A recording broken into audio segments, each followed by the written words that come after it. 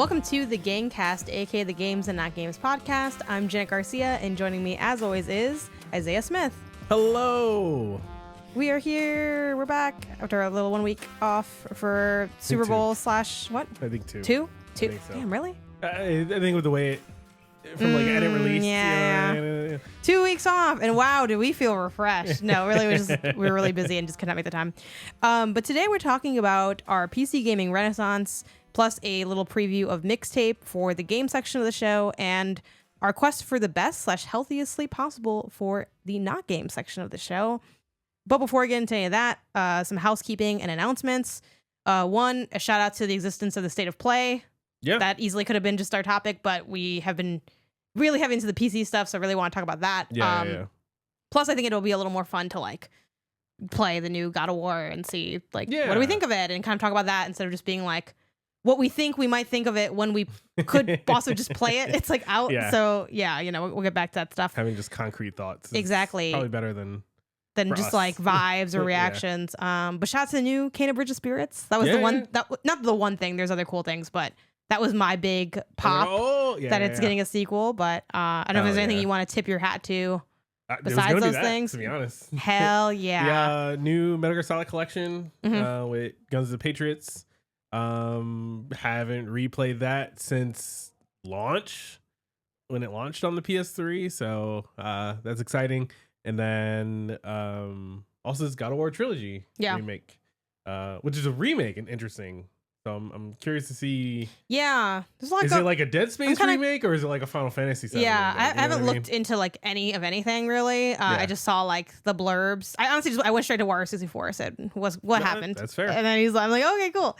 So yeah, we'll have PlayStation blog. So wow. Okay, well, from the source.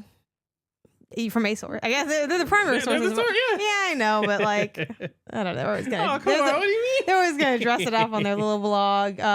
Okay, anyway, fair. Though usually those things aren't editorialized anyway. They normally are just like, here's a list of things. Yeah. Like even on non PlayStation outlets. Cool. So that's that. And then a shout out for the video version of the show, which continues to exist, has always existed, but we are back. If you check out the video version, this is our new setup. Yeah. Yeah. What do we got going on here, Isaiah? Before where we were on a single couch. It was great. It was nice. You know, I love you. Was it? We're married. I hated it. I'll just go on record and say it was bad. It wasn't the best. And so over this break we took, we hit up IKEA. We got some just solo dolo chairs. Able to have a little bit more space now between us. Able to have like a little coffee table between us for us to set things down on. Ergonomics are improved while we're recording. Still work to do. Still a lot we can still, continue to improve. But as a whole, the setup is now back to kind of like what it originally was when we launched the show. Yeah, of just two separate spaces. And now that we have a little more space to work with, we brought the chairs off the wall a bit so that we could decorate the backdrop again. Yeah. We have these colored panels. We've always had these on here. And we used to just decorate them based on the theme of the show.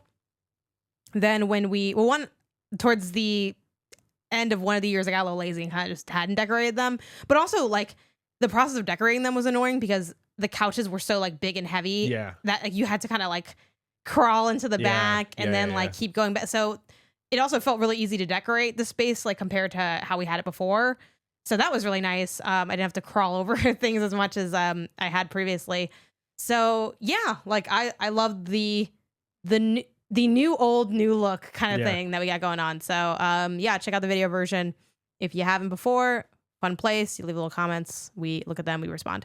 Other quick shout outs. I want to shout out let me get the name of this person, their handle. Not even last episode, a couple episodes ago, we talked about retro gaming.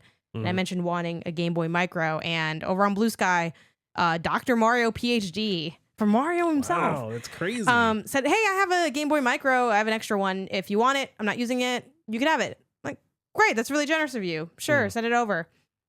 And they sent over like a pristine, really cool Game Boy Micro. Not just a regular Game Boy Micro, but the Mario 20th anniversary version, which is really cool. It's got this really nice like retro colorway. It's kind of gold and red in the box. Like it also came like with the box. It was an open box, but like it came with a box. I assumed this was just going to be a Game Over Micro in like, packing. Yes. A packaging maybe thing. some bubble wrap. Yeah.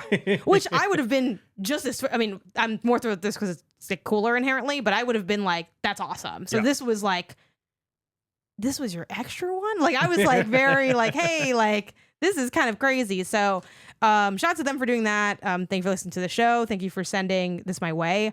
I have already played it. We'll see if I give maybe I'll give more thoughts on it later when we talk about, I had this idea that based on like some TikToks I saw about like how much do you use each of your consoles or your gaming spaces. So maybe this will come back around for that future episode. Yeah. But I've been using it a little bit. Surprisingly ergonomic, very like nice little weight to it. And the first thing I'm playing on this is Metroid Fusion, which I've started replaying. And, I've had like kind of been in a funky mood this week. And I gotta go back to Metroid Fusion for this reason, because when I was playing this, I was like, depression could not touch me in here. I was like, literally Metroid Fusion was like, I literally almost want to cry talking about it because it felt so perfect in a very like nostalgia pilled Metroidvania sicko way where I hadn't played that game in over 20 years at this point, but I knew everything instantly. Like, and the stuff I didn't know, I like figured out really quickly because I just like could sense it as if like you watched Eternal Sunshine of the Spotless Mind, right? Yeah, but at least one. You know how like they end up falling into their old patterns in a way, even though it's like, but your memory was erased. That's how I felt playing that game. Man, really cool stuff. There's a reason it's up there, Yeah, and I've started. I have this in my we have like a bin in front of the apartment that has like our like keys and like hand sanitizer and stuff. I put this actually in there and it came with a little sleeve to be like when I'm going out, take this with me, have a little handheld, do something other than doom scroll. Yeah, very cool. And then the last shout out is what we got going on with GDC, which I think I'll let you. I feel like you were kind of the boots on the ground for this process a little bit. So I guess inherently a little bit. We are going to be attending GDC this year. Again, we went last year, was able to get credentialed and drove up and we're there for GDC. Doing the same this year. Although you had already been credentialed with MinMax. Yeah, for this year I did it through MinMax. So you were already going to be going. Yes. But then I reached out, was like, hey, came last year, would love to come again this year if we can get an extra pass for myself. And they said, yeah. So we're going to be at GDC. Sort of a general blanket a request for any questions or topics or things that you guys might be interested in seeing. We can keep an eye out for any particular games or just events or things going on, just to be able to kind of bring that back to the show. We'll inevitably do a GDC episode after it's done. So yeah, if there's any questions or things you have wondered about GDC, let us know. We can try and do our best. Yeah, this year's really funny in the sense that I have no idea like behind the scenes like what the vibes are, but it was kind of a like the application process did feel a little different where it was sort of set up like we'll let you know if you can like be credentialed. Like we're kind of like we're not like don't hit us up, but like we're kind of reaching out to like the people that we are essentially interested in. And then, and we weren't in, I think, that kind of first wave of emails. So I'm like, okay, well, let's email and ask. And we didn't hear anything back for like a little while. So I was like, I don't know that this is happening. And I was really ready to like not give up, but kind of, right? I'm like, I guess you're not going to get credentialed. Like that kind of sucks. Yeah. And then like in the 11th hour, you're like, oh my God, my credential came through. I was like, that's so cool. And it's funny because last year I was like, I'm so shocked we're credentialed. And this year I'm shocked again. Every year I'm shocked that we're credentialed. Yeah, very cool.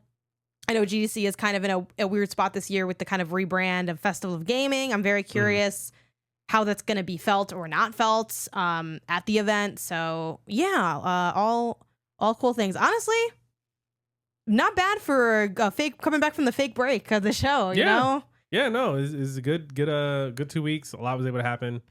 It's all good news. It's nice. All right, ready for games? Let's talk games. All right, PC gaming renaissance. Is it fair to say that this started with me wanting that new PC part? I'm gonna say no, but I will say that was the like straw that broke the camel's back. So set up for me, what's up with this camel? Because this is basically this is kind of a you thing that I was like, I'm gonna have what you're having, because sort of what happened to me in a way. Yeah. So if you remember when we were locking in and getting our wish list for the new year, one of the things I wanted to do was play like a game with keyboard and mouse, like a proper PC game. Get used to it. I've been a gamer forever. I've had a gaming PC even for like years, at least on and off now, I guess, and most recently on and off. But like since before I moved to California, I've had like a gaming PC. I just never really gamed on the PC. It was mostly just there for like development stuff, maybe a little bit of like editing, like, photo, video editing, blah, blah, blah. Game dev, yada, yada. But I've never like fully dove in to the keyboard and mouse life. Right. And I wanted to change that. And so I've experimented and looked into like different things. I don't know if you've checked the Amazon cart or oh like my God, the wish list or anything. Not now anymore. Okay. But like for the longest time, I've had these like little mini gaming PC things in there that I would like check up on and add to the cart and save for later and remove because, oh, this new one's coming out and it's better, it's more powerful, blah, blah, blah. And these things are not cheap, right? Like there's a whole, I don't know how much you're following it, but like the whole like RAM shortage thing going on right now where components are super expensive and this, that, and the third. So like even this like little mini gaming PC was like at least going to be like $450-$500 for like a halfway decent one. And I also didn't want to get anything like pre-built because those are like tend to be just bigger, kind of like, bigger case chassis kind of things. And I wanted something that's going to be a little bit smaller. I'm on a smaller desk in the office. Which is really funny because you're like way bigger than me. Yeah. There's less going on, So I've been wanting a gaming PC again because we went down to just one that we use for like the studio and mostly your work. Went like the down, streaming PC basically. Basically, well, actually, the gaming PC that usually is for streaming. Yes. Yeah, like yes. So yeah, we went down to that just one PC, maybe probably like close to like 2 years now. Yeah. And it's been fine. It's been whatever. I could hop on it if I really wanted to or whatever like that. But I was like, you know what? Now's the opportunity. So when you were like, oh hey, like by the way, I'm going to be getting this new graphics card. Yeah. Blah blah blah. I'm like, graphics card is like kind of one of the most expensive parts of building a PC. If I can just take your old one, it's a 2070 Super, which is not like a bad card by any means, right? And I'm not like, again, I'm not the latest and greatest kind of PC gamer out here, right? Like I'm not looking to be, if I'm doing anything big in AAA, I'm still going to be playing on a PlayStation, right? I'm still going to be with a controller in my hand on the couch or something like that. But a 2070 Super can take me a long way. So what if I just bought all the other components, finally took this as an opportunity to build my PC again, and I did that. I can throw the PC parts picker list of components I got into like the show notes. But it's nothing crazy. It's crazy in that like everything right now is crazy. But it's, again, the 2070 Super for GPU. I got the like Ryzen 5 9000 series for CPU, AM5. I'm on AM5, DDR5 RAM, went 16 gigs. Didn't go the crazy 32 because I ain't trying to drop $400 or $500 on a RAM. Yeah. A little, NVMe hard drive or storage drive, whatever. And a nice little NZXT H3 case, which is like kind of their smaller. It's a mini ATX size case, so it's not huge. It's smaller than the gaming PC we already had, but not as small as like a desktop or like a Xbox or PlayStation. It's like twice as. It's like if you took two PlayStations and kind of put them side by side and like morphed them into like this a cube or like a box themselves kind of thing. So not massive, but not tiny. It's a great size. It was able to fit the full size graphics card. I can upgrade it over time. I can piecemeal it, right? Like I'm on, the Zen 5, AM5. These are all techie buzzwords that PC gamers are probably going to understand, and everyone else is going to be like, cool, man. I'm happy for you. Yeah. But yeah, it's cool. I like it. It's going well. And it started with you freeing up a graphics card in the house. Yeah. I am looking for where people had initially sent me recs when I like had asked for them over on the min-max like PC parts to like tell my end of the story, which is pretty much like it was basically included in yours, right? Where I was getting a new graphics card. I ended up getting the GeForce RTX 5070 Ti is the one I have, which I read from the image of what I took a picture of. I don't know anything about PCs just in general. Maybe one day I'll decide to learn just because it can be useful. And again, like, I don't know, in a world where you combust, I would have to know like some more stuff, which doesn't hurt to be prepared for, I guess. But yeah, the thing that I've known for a while with my PC is that like she's getting kind of like worn down.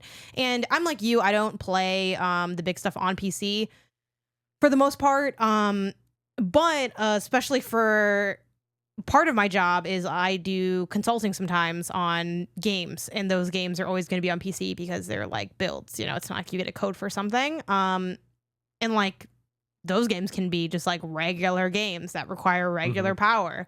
And the way that like, if it's any game that kind of requires anything, I'm in those settings and I'm knocking down the frame rate and I'm knocking down the frame rate again. And then I'm knocking down the resolution. And it's like at a certain point, we're looking at shapes. Okay. Like it's not great. So that's one thing. And then two, while again, most of my games aren't exactly high fidelity, I don't want to, you know, get caught up unnecessarily when it comes to like what I'm capable of playing. And then also there's also the, you know, off-ish chance that PC codes always arrive sooner than console codes for everything in my industry or in the industry. So it doesn't hurt to be able to like play something on PC if I need to. So that's the other thing. And then because I'm also not like a huge PC person, an upgrade every few years is going to go a long way because I'm like, I don't mind my stuff being a little behind. Yeah. But in order to get behind, we have to at least like somewhat catch up at one point. And I've been behind for like a little while. Like I remember telling Sarah over on MinMax my PC specs and her being like, kind of getting old. And that was a few years ago. So I'm like, okay, I fear that I'm only getting like more behind on PC parts. So yeah, when I would send like the specs that I had to people, everyone said the graphics card is like the thing that is like notably on the weaker end for what I had. I did need to get, what is it called? A new power supply. Yeah, I had to get a new power supply to like handle the power of the card. Is kind of, you know, what's like, the easiest way to explain it? With the 2070, we were already probably pushing. You had like a 500 watt in there before, which was probably already pushing the limit for, you know, what should have been in there with the 2070. So this one we just bumped you up to 1,000. So you have, you know, you're well enough power to run the graphics card with everything else and peripherals and everything like that. If you needed, you could also probably push it a little bit further. It's got like a little bit of headroom for you to kind of grow and upgrade over time. But yeah, so yeah, ancillary upgrades as well to kind of work with the graphics card. One thing that was funny as well, and again, people talk a lot in these channels, so it might be too hard for me to land on where the kind of feedback people were giving me, because what I stepped in and I'm like, hey, graphics card budget doesn't matter, but then give me a second one where it's like bang for your buck kind of vibe, because I know that like if you say like, oh, budget uncapped, like it might get like really nuts. And like probably like a 5090. Yeah, it was like I'm trying to see what card they're like, if it really doesn't matter, and it was like a lot of money. I was like, that's what's underneath that. And yeah, the 5070 was the one that came up for if you want like the like it to be GeForce like RTX. And then there was that conversation of you'll have to fill in the gaps a little bit for me because I kind of am forgetting, of like GeForce versus like what's the other like dominant player? AMD, yeah, where apparently like GeForce is kind of like, I don't really know how much I'm going to be making these cards and stuff, is like the vibe on the street. So some people for that reason are going AMD, which is more affordable. But some games sort of particularly use like the whole RTX, like RTX on the, you know, you see that with like Remedy's games and things like that. So basically the vibe that I took from that, let me know if you feel differently or think there's more to add, is like what's hot still is like GeForce RTX stuff, but if you want to maybe future proof AMD, not that the GeForce isn't going to work, but it's just like maybe GeForce isn't the future, is like the conversation sort of happening seemingly in the PC streets when it comes to this stuff. But I was like, well, if they're still kind of running the game a bit now, I'd rather just be, again, in the now. And if in the future, if by the time I'm going to upgrade again, there aren't any more like GeForce graphics cards really, then cool. I know to go to AMD and that'll be what I do. So that was my rationale on that. Yeah. And then, so that was what I got. I again mostly got that for work. It's just like, hey, cool. Now I know I'm free to do whatever I want. I'm kind of untethered to everything. But this was kind of like your big focus. I would also love for you to speak to the sort of internal struggle you had with like, are you getting this PC? Do you want a PC? And how you sort of maybe tested whether or not it was like the right decision for you. So along with the kind of mini gaming PC things that I was looking into, there's also the elephant in the room of the Steam Machine, presumably still coming out the first half of this year, even though they don't have any clear price nor release date. So we'll see if that happens. So historically, you know, the last year, 2 years or whatever, I've mostly just been doing any PC gaming on just a Steam Deck. It's really good. I think it honestly is a great device. Same. I love mine. For, you know, maybe like 2 or so weeks before all of this like really went down and I started buying the PC parts and everything, I even just started plugging in the Steam Deck into my like dock so that I could like play with keyboard and mouse. PC dupe. Yeah, and that physically worked fine and everything. We have the Steam Machine at home energy. Yes, but very like, oh, we have the Steam Machine at home energy. And like there would be some games that still just would only register the controller element of the Steam Deck, and I'm sure I could probably go into the settings and change it around and do whatever to make it so that like when plugged in, keyboard and mouse is primary, controller secondary, or something like that. But it was just a lot. Like there would be some games I just couldn't feasibly play. It's also only a Steam Machine. It's only so powerful. So like there's some games that just would not run really well on it and things like that. And so, you know, while it may do for the little bit of time that it needed to, it very quickly shone a light on like how much better my PC gaming experience could be if I just had a dedicated full machine. I still grappled with like wanting to wait for the Steam Machine, just because I would really like the idea of you just open it up, plug it in, and go kind of situation. Again, I really like the Steam Deck and how Valve has like been handling that, and people have been supporting it and everything like that. But realistically, for the price of the Steam Machine, you know, presumably it's kind of going to be around that like $1,000 plus taxes or whatever. I was able to build my PC for less than that, and I can get it now, and I can still upgrade it later. Yeah, and I can run Windows. It's not on Linux. So like if there are some games that are like Windows only, and you know, or the Linux support isn't really quite there yet, like I have the flexibility there. So like it's not as small, which is I think the biggest con of everything. Yeah.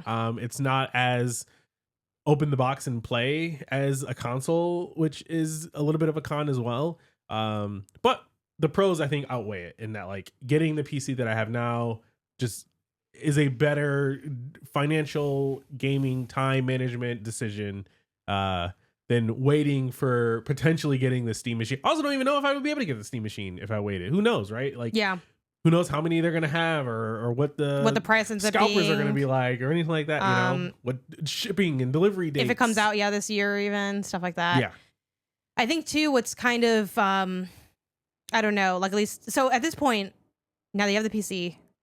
Are you still looking at the Steam Machine at all, or are you kind of just like, hey man, do what you want to do? I don't think I am. Like the only way I can really see us like benefiting from getting it is like to have it in the living room. Yeah, because sometimes we find ourselves more and more wanting to like play stuff in the living room that are PC games. So maybe then, maybe. Yeah, I think, but it's not clear. I think obviously doing this for work, it's great to kind of have your hands in everything and like see what's going on in different spaces. And I love consoles so much more than PCs, and the idea of a console PC, very cool. So I'd love to have one. Valve, send me one. I'm not going to buy one. I've decided, because what I've realized, and obviously we don't know the price yet, still interested in, you know, when the news comes out, we should at least give like a nod to it on the show, just because I think we've talked about it a bit. So I'd love to hear like the details on it. And I would love, and to that end, I'd love to cover it. So it's like, that's besides I get to have the stuff, I also just like covering the stuff. That's like the whole point of my career, you know? But I am in one of my lock-ins, which I don't know if I actually mentioned it as a specific lock-in, because we were already doing this. Lock-in, leave it was more about, you know, picking stuff to focus on that you've been trying to do. But one of my big lock-ins is like my finances this year, really being like, my big priority is paying my student loans. And my other priority is squirreling away money for our Japan trip. So between those two things, like, even if the Steam machine was something like wildly cheap from a contextual standpoint, like $500, that's $500 I could just put on a loan, like, you know, like, or that I can spend in Japan and get stuff that's like, you know, more unique or whatever. So, we'll see. It would be cool if, like, you know, if Valve sends one that we can check out, whether it's, again, through the show is pretty unlikely, through any show, really. I mean, they don't really send consoles in general, even to like, even to outlets. Like, an outlet gets like one, and that's like an OG like brick and mortar outlet. So I don't think MinMax is like getting anything either. But, you know, sometimes we get to expense stuff for work. Like my graphics card was also one of those things that I got to expense for work over there. So if that happens, I would definitely take one to get to enjoy 100%. It, see it. Like, I think it's very appealing. But yeah, I think for what you were looking to do, I think you made the right choice, because I feel like waiting on the Steam machine could only lead to prolonged sadness and potential inevitable regret, especially because we don't know how, like, the power. I think what's the rumored power that's like a PS5 and a half or something. I don't know. It's kind of in that range is the gist that I get. Yeah. So I think this is a good decision, but it definitely pained me, because like, I think when the Steam machine was first announced, I'm like, I don't care what it costs, I'm getting it. Yeah. And now I'm like, I mean, you know what? Actually, I looked at the numbers and I do care what it costs, and I'm not getting it. I do care at least a little bit. Yeah, just because it's like, it is that point where, you know, when you're locking in on those finances, you really got to be like, is this worth delaying my like goals slightly? And it's not. Like, it just isn't for me. But that's also because I have the privilege of having so many things already. We got the Steam Decks. We each have our own Steam Deck. We each have our own PC.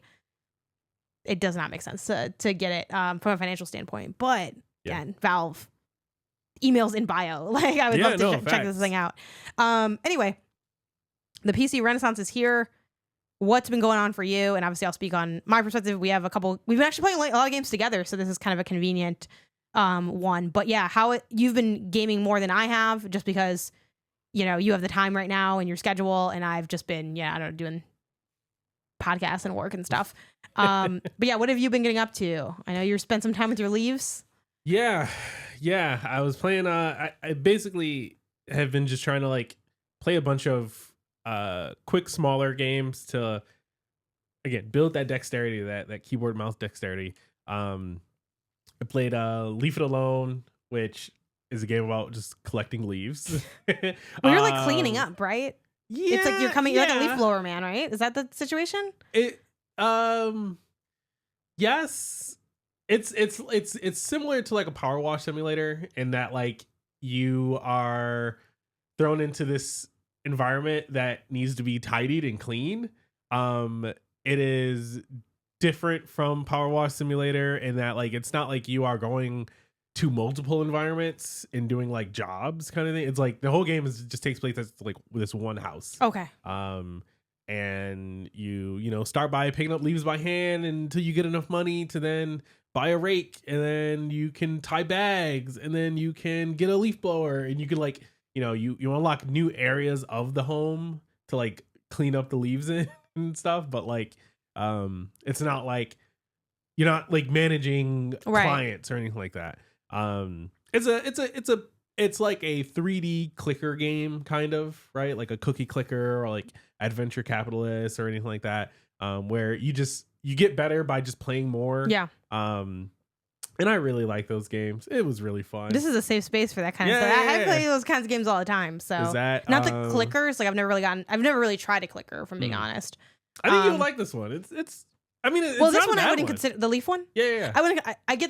I get your comparison, but I wouldn't consider that a clicker. Like I think a clicker, you got to just be like straight. Like was it the black hole game that I was watching you play? Also a game about feeding a black hole. That's a clicker game. Like this is seems like more like a cleaning collecting game or whatever. I mean, it really does walk the line. It really does walk the line. What is it called? A leaf? Leave it alone? Leave it alone? Leave it alone. Okay. I saw you. Caught you sound so like judgment. I caught you playing it. I saw you playing it at a glance. Like I was like, oh, what's going on? And then you played a bit on Steam Deck, and then you were done after a while. Yeah. It does look good. It's really fun. Actually, I don't need to. Just play it off your thing. Yeah. I already had it. Though it's only $6, but like. And it's well worth it. The student loans ain't gonna pay off them. You're gonna pay the student loans by giving $6 to the Leave It Alone people. No, that's fair. And I've been spending a lot on Steam lately, genuinely. Okay, so that was like that, and a game about feeding a black hole. A game about feeding a black hole. Those were your like kick off the dust games. Those are my kick off the dust games. What have you been getting into? Not counting the stuff that we play together. I'm not sure if there's any missing games. So now I wanted to get into something a little bit more, again, that traditional PC thing. One is Astroneer. I've had my eye on this game for a while. And it's also on consoles. Like I think it's on, at least Xbox. I think it was like a part of like Game Pass for a while. It might still be. It's a kind of base builder. Think like the gist that I get is like it's like No Man's Sky, but more simplified and like not quite baby's No Man's Sky, but like if No Man's Sky had more objectives, but a more focused sort of like, it's not like infinitely generated universes that you could fly through or anything like that. It's kind of more bespoke planets you'll go to, but you got to like, build a base, collect resources, upgrade your base to be able to visit more planets and build bases and collect resources. Is it just solo? It's multiplayer. There is multiplayer on it. I had 1 or 2 gaming sessions so far with it. It is interesting and good, but it is very like not handholdy at all. And so like I like that I was able to figure things out to a degree so far, but a part of me is also like, should I just watch like a video to get a basic understanding of what I should be doing? Because the game does not tell you really anything. But can you like die in it? You can't die. Oh, you can die from like fall damage, but there's not like creatures or enemies or like things to watch out for. It's more like you run out of oxygen, you fall down a big hole. Those are, I think, the only 2 ways you can really die that I can think of, at least.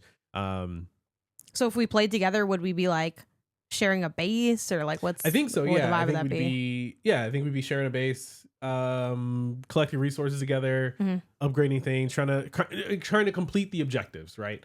We could go into which I know they're like over on Remap. There's been talks about doing this, which is building a Minecraft server. We could go back into the mines. Definitely do a Minecraft. We can go back into the mines. We can do that tonight if you want. I know. I missed. We were working on building me a museum in Minecraft at one time, and then you know how it is, guys. You get married and you never get your museum. Did you ever? I forget. Did when we were playing Minecraft before? That wasn't on PC, was it? Or was it? Like the game itself? Or just like obviously the game was on... Like you and I don't remember if we were playing on PC. I just don't remember. I think we might have been. Okay. Because at that time we were in Emeryville, which is over in East Bay by San Francisco. And we had the setup where that was also a 2-bedroom apartment. Which is wild because I met you when it was just you with those 2 bedrooms. Yeah. Talk about life of luxury. I'm like, you have a 2-bedroom apartment. I have a bedroom in an apartment. That's what I had when we met. So we were in that second one you used as your office, and then I got my desk in there, and then we had the 2 desks. So the other Minecraft experience I have is playing in. We have a friend whose handle is Play It Jason, and he had a Minecraft server, and I think we went in there too a little bit. Well, I tried to go in there, but then also like again. I think definitely my PC illiteracy is kind of holding me back from certain experiences, because I know like in that scenario in particular, it's like, download this mod, and I'm like, I don't understand how, like, I tried downloading it and I like ended up pressing the wrong thing. There's like a million files. I was like, Isaiah, help me, I'm worried my social security numbers get stolen from the site. So I think I would like to be a little bit more like comfortable, but it's tough. It's that classic thing of almost like a lock in or leave it, where it's do I want to actually gain this skill, or do I just wish I had it? And those are two really different things. I definitely wish I had the skill. I don't know yet if I want to gain it, because it is kind of like a bit of work. But this is the most interested I've been, because as you've been playing PC games, you know, one thing that we're always looking for is games to play together.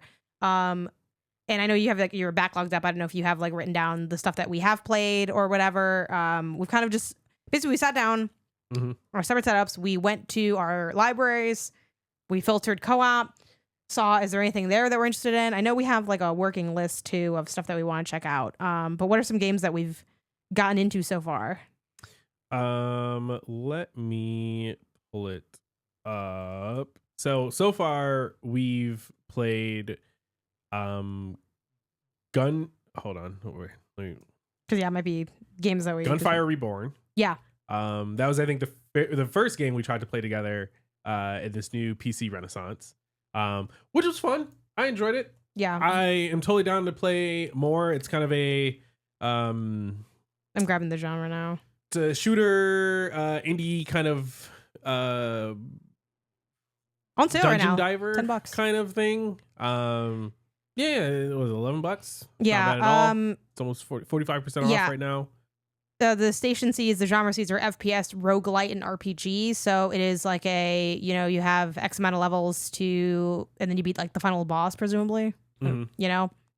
And as you go, you level up, you get like skill points to put into a tree. Some things in the skills allow you to kind of get more out of your level experience. Like an early one is like exploration. It allows you to like shoot through the red walls you see, or the red cracks you see sometimes. Solid feel, not like great feel, but like kind of good enough vibes. Yes. And like, I don't know, it's just a very like simple, inoffensive, quick jump in. I doubt you'll have a bad time. Yeah. So like, it's not a heavy rec yet. It's like a soft rec. Like I played it, like sort of my bar for these games in a way, like the ones that we've been trying out, because a lot of them have been like new to our library, like we've had to like go out and buy stuff, has been like, do I want to return it after? And if it's like, if I want to return, it's like, you know what I mean? Like, is it worth keeping like when I buy it? And that's one we bought, and I'm like, yeah, we'll go back to that. I'd like to go back to it, but also I don't need to go back to it. Yes. Yeah. Yeah, no, it's good. Want to play more. Hopefully we do. Then we played through what is this? TikTok: A Tale for Two. Which is a really weird. It's weird in that it's weird isn't the right word. It's a unique co-op game where it is not online co-op. It is, however, you can facilitate communicating to your companion co-op. It's like they explicitly say like, hey, you can call up a friend. You guys can hop on a Discord call together. You can just be in the same room if you want. You know, two players sort of boot up this game. One picks person A, one picks person B, and then the game, similar to a Escape Academy or Operation Tango or anything like that, it presents both players with sort of these like different perspectives of the world and like the buildings and things you go through, and you're supposed to come together, communicate, figure out puzzles, and like play the game, beat the game. Yeah. It's very cool.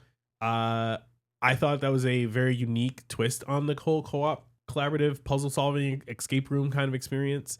It's not an escape room, but it does have like a lot of escape room-esque elements to it.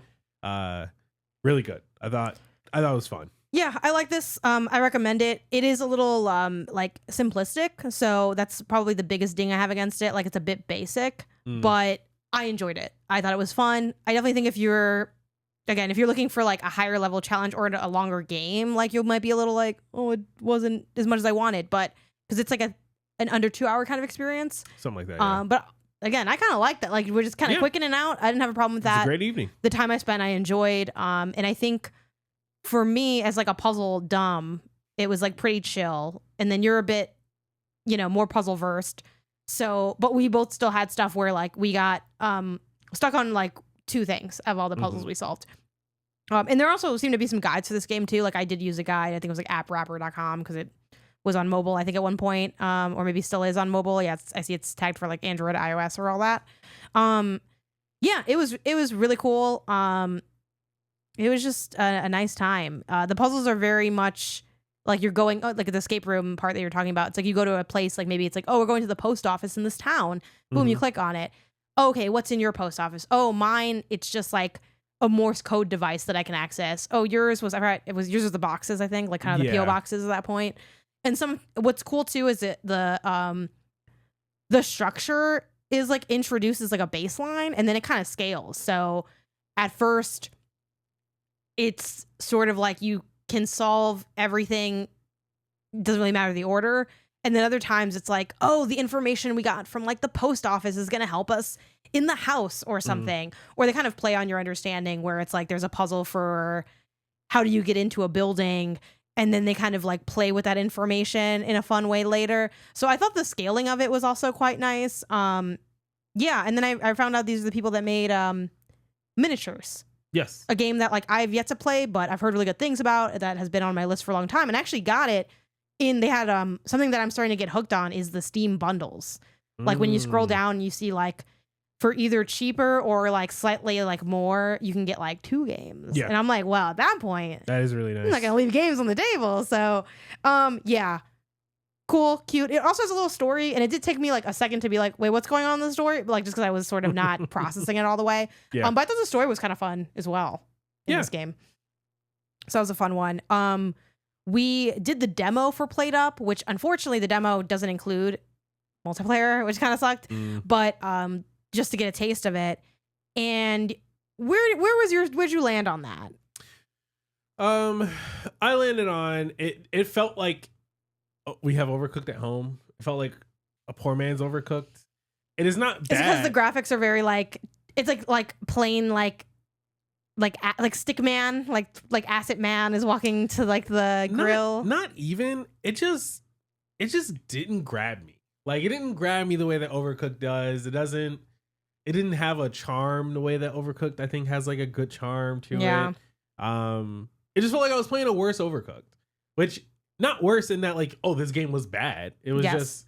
I mean, Overcooked is like one of the best games kind of ever. So, I was so bummed to hear you say that because I want to play this game so bad. And you can play it solo. I just Googled it.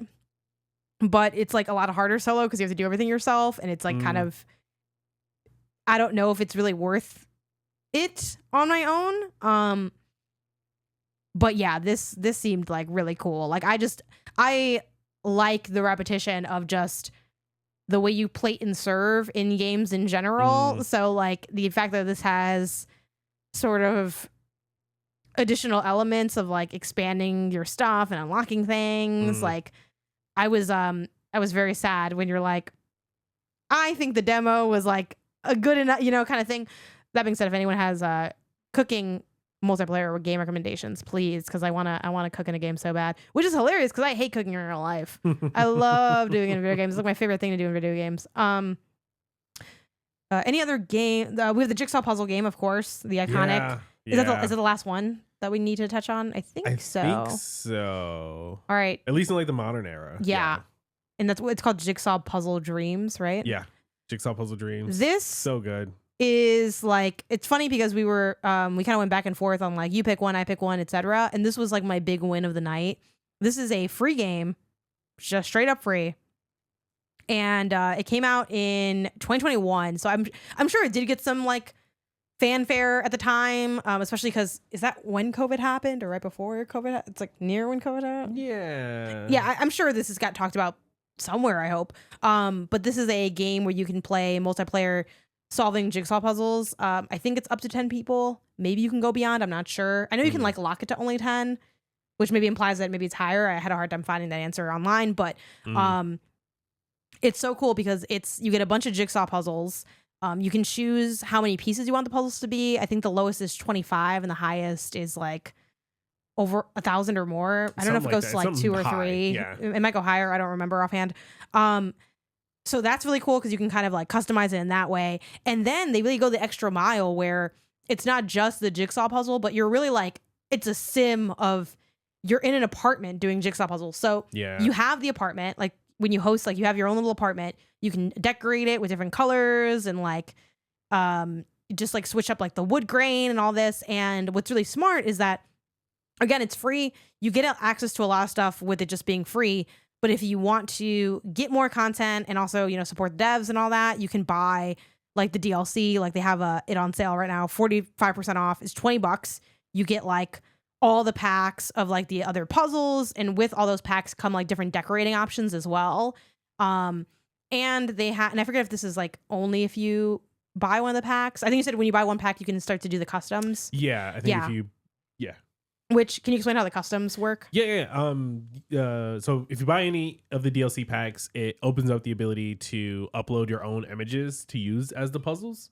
So you can do really cool things. Like we did a Frieren puzzle the other night where it's like, you know, just one of the like standard kind of stock marketing material photos for Frieren that you might find. But it's cool because after you do the puzzle, then you can hang it up on the wall. Mm-hmm. We also uploaded a photo of us and at like a Galaxy game and like did that one and finished that one last night.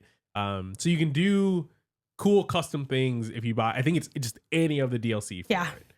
Yeah, and you can like look at the sort of like, I forgot the name for it, but it's kind of like an online marketplace almost. You can download people's uploads. That's where we got the free run one. Yeah, the Steam Workshop. So also just keep that in mind too. Don't like upload wild stuff or stuff that's like you wouldn't want like shared online or on the internet, like a picture of your kid, and you don't want that. And you can set them as like unlisted. So like the picture of us I put as unlisted. But I also know that like if someone found it and did it, I wouldn't be like, I wouldn't be creeped out by that. It's like literally like it's a picture I put like publicly on the internet, so it's not a big deal. But something I did post publicly on the workshop is a picture of our cat, which I do plan to do those, and I'll promote that maybe at one point. Like, hey, if you want to do puzzles of our cat from the Gangcast cat, you can do that or whatever. That'd actually be fun. Yeah, so like it's so fun, it's so relaxing. I think they do a great job with like the ways you can move around like the space, the ways you just like can, you know, flip the pieces over, little like cool quality of life stuff. Like if you have because you can lift up the completed element of the puzzle, like the part that you've put together, and if you like put it over puzzle pieces by accident, they automatically pop on the top. You can like grab them like in bulk, like lots of little cool stuff that you know, there's the obvious like, why don't you just do a jigsaw puzzle in real life? And there's like a bunch of benefits to like this version. One, you don't have the space element. Two, you have like them either free or really cheap for a bunch of them. Because one thing I don't like about doing puzzles in real life is once I'm done with the puzzle, it's like it's kind of just taking up space. Because I know some people do hang them on the wall in real life, but I don't. But in my virtual world, I would love to hang all the puzzles on the wall. But yeah, it's been so fun. It's so cool. I know there's another jigsaw puzzle game that's like an itch.io one that's free that somebody tagged me in because I like this one a lot. But yeah, it's just really, really cool.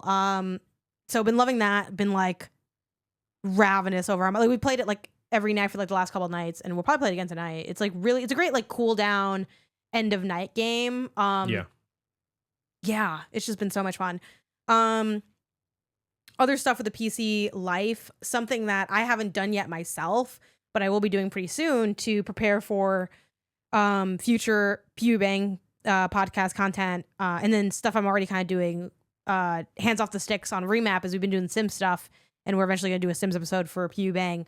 I did not play The Sims ever, and I technically still haven't. I mean, I've been part of it, like the stream we're doing with Remap. I'm like involved, but getting introduced to that and like it's always something that I knew that I'd be into because like you decorate and kind of play digital dolls. And it's funny because I didn't like dolls growing up in real life, but I do like the idea of like running like a simulation kind of vibe, and that's like the element that like I don't know, you don't have like it's when you're playing with dolls, you're the sole author of what's going on, and here it's like a shared authorship leaning more heavily on the game. So I'm like, oh, that's kind of fun. Like it's kind of taking the heavy lifting out of it.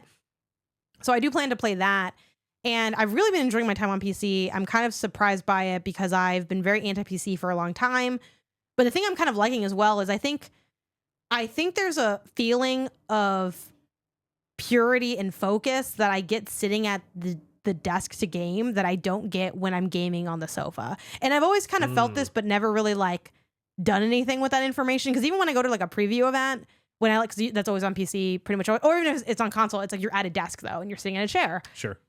Most of the time. Sometimes there's some exceptions. The preview world not to now was like, actually it was like little chairs at desks, whatever, right?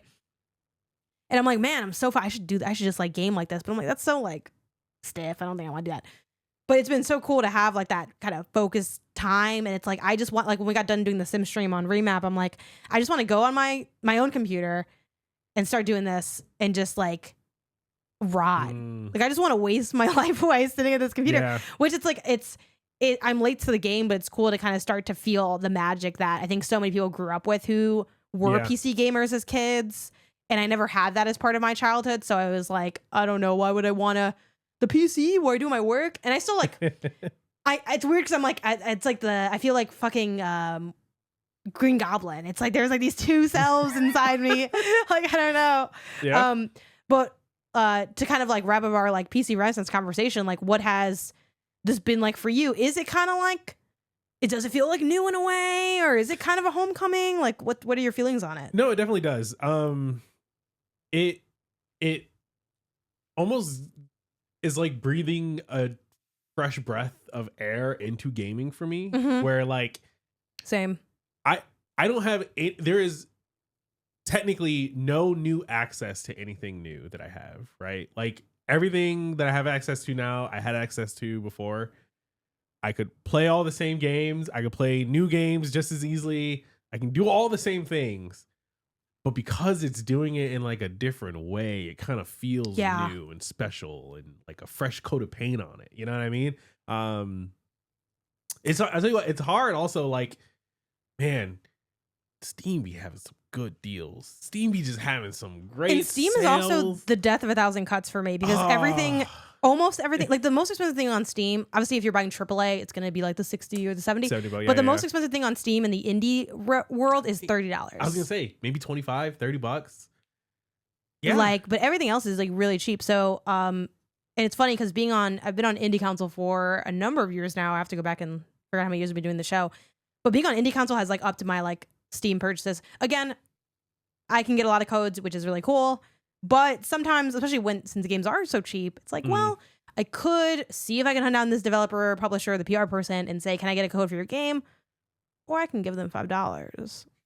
Yeah. I think I'll just give them $5. Yeah. And especially too, because like, there's not, a contractual element towards like, you made a code, you got the code, you have to do coverage of it. It is good to like have to use it because you asked for it. Yeah. The other thing too is like, I can keep that ratio better if I like I risk kind of putting, like, what if I don't get to it in the same way? It's like, if I just buy it on my own, I can kind of just like, hey man, if I play it, I play. If I don't, I don't. I can just live my life in the privacy of my own home, So like sometimes I also will buy a game because of that reason. I'm like, you know what? I don't know that I'm going to get to it. I don't want to commit to it, but I do kind of want to have it. Yeah. So, that's been a big part of things. Yeah. So the thing I think I'm really going to get into soon on PC, which I have always been a huge fan of despite not being a PC gamer, is typing games. I have I'm ready to start Cryptmaster typing. Oh yeah, that's like one that I've been waiting to play because again I couldn't get it to work the way I want it on the Steam Deck. So like that's on the list of things. Same with like the Golden Idol games. I know we tried that with like the controller and you're clicking and moving. I know. I wish they could make those true like co-op games. That would be really fun. Oh, that'd be great. We could move the game at the same time and just like I don't know if we could try to like jank it around or something. Typing of the Dead is a typing game you I think it was Typing House of the Dead or whatever it was. Yeah, Typing of the Dead. Yeah, that's like a classic that I just never got around to. I think I played it a little bit. Yeah, but I remember watching it was like that one day and I was like, okay, cool. Yeah, I want to do that. There's a couple games that I just want to play just because I can now. Yeah, I feel like the games that, and that's again part of why I never played The Sims is because it does exist on console, but it's like, bro, no one playing The Sims on console. Like, the Sims on console's ass, so it's like, it's just not it's not really like the intended experience. So yeah, I'm looking to really take advantage of the games that are like leaning a little bit more on that, like the jigsaw puzzle game. And then the thing that really made me like open my third PCI the other day, I posted this on BlueSKy, was with the jigsaw puzzle game. I'll try to make this as short as possible. Basically, my setup is still a little bit like funky, where it's like my keyboard is for both my Mac and my PC. So it's like, oh, I'm swapping between them. The TLDR is I end up in a scenario where my mouse was dying, so I needed to plug it in. But like, I only had one cable that was like USB-C. And it's like, well, I had that plugged into to make it easier to flip, I'll flip the keyboard from Bluetooth to cable and just have it plugged into the PC, because it's like, oh, it's the cable one and it's plugged in. So I'm like, oh, well, what am I going to do? Because I use the keyboard to rotate the pieces. But my mouse is a gamer mouse, so it's like a gaming mouse. So it's like I have buttons on the side. And I'm like, well, maybe I can remap these to be like what I need. And then I did, and I was like, oh, shit. We're here now. Oh, whoa. Like, it was like so cool. And I'd had a taste of remapping with having the PlayStation 5, what is it called? The Pro controller they have? The Elite Sense or the Elite, whatever, fuck, privileged PS5 controller that I got from Greg Miller. Shout out to Greg for being like, I don't use mine. Great, can I have it? He said, yes. I said, say fucking less. Anyway, so that's cool. I love using those back pedals fairly often. But yeah, that felt like that we might have something here a little bit. I will say my wrist is getting a little sore from like having it be in the mouse configuration a little bit, but yeah, I think we might benefit from sooner rather than later getting you that USB switch thing, so then you could just have the keyboard and the vertical mouse and like.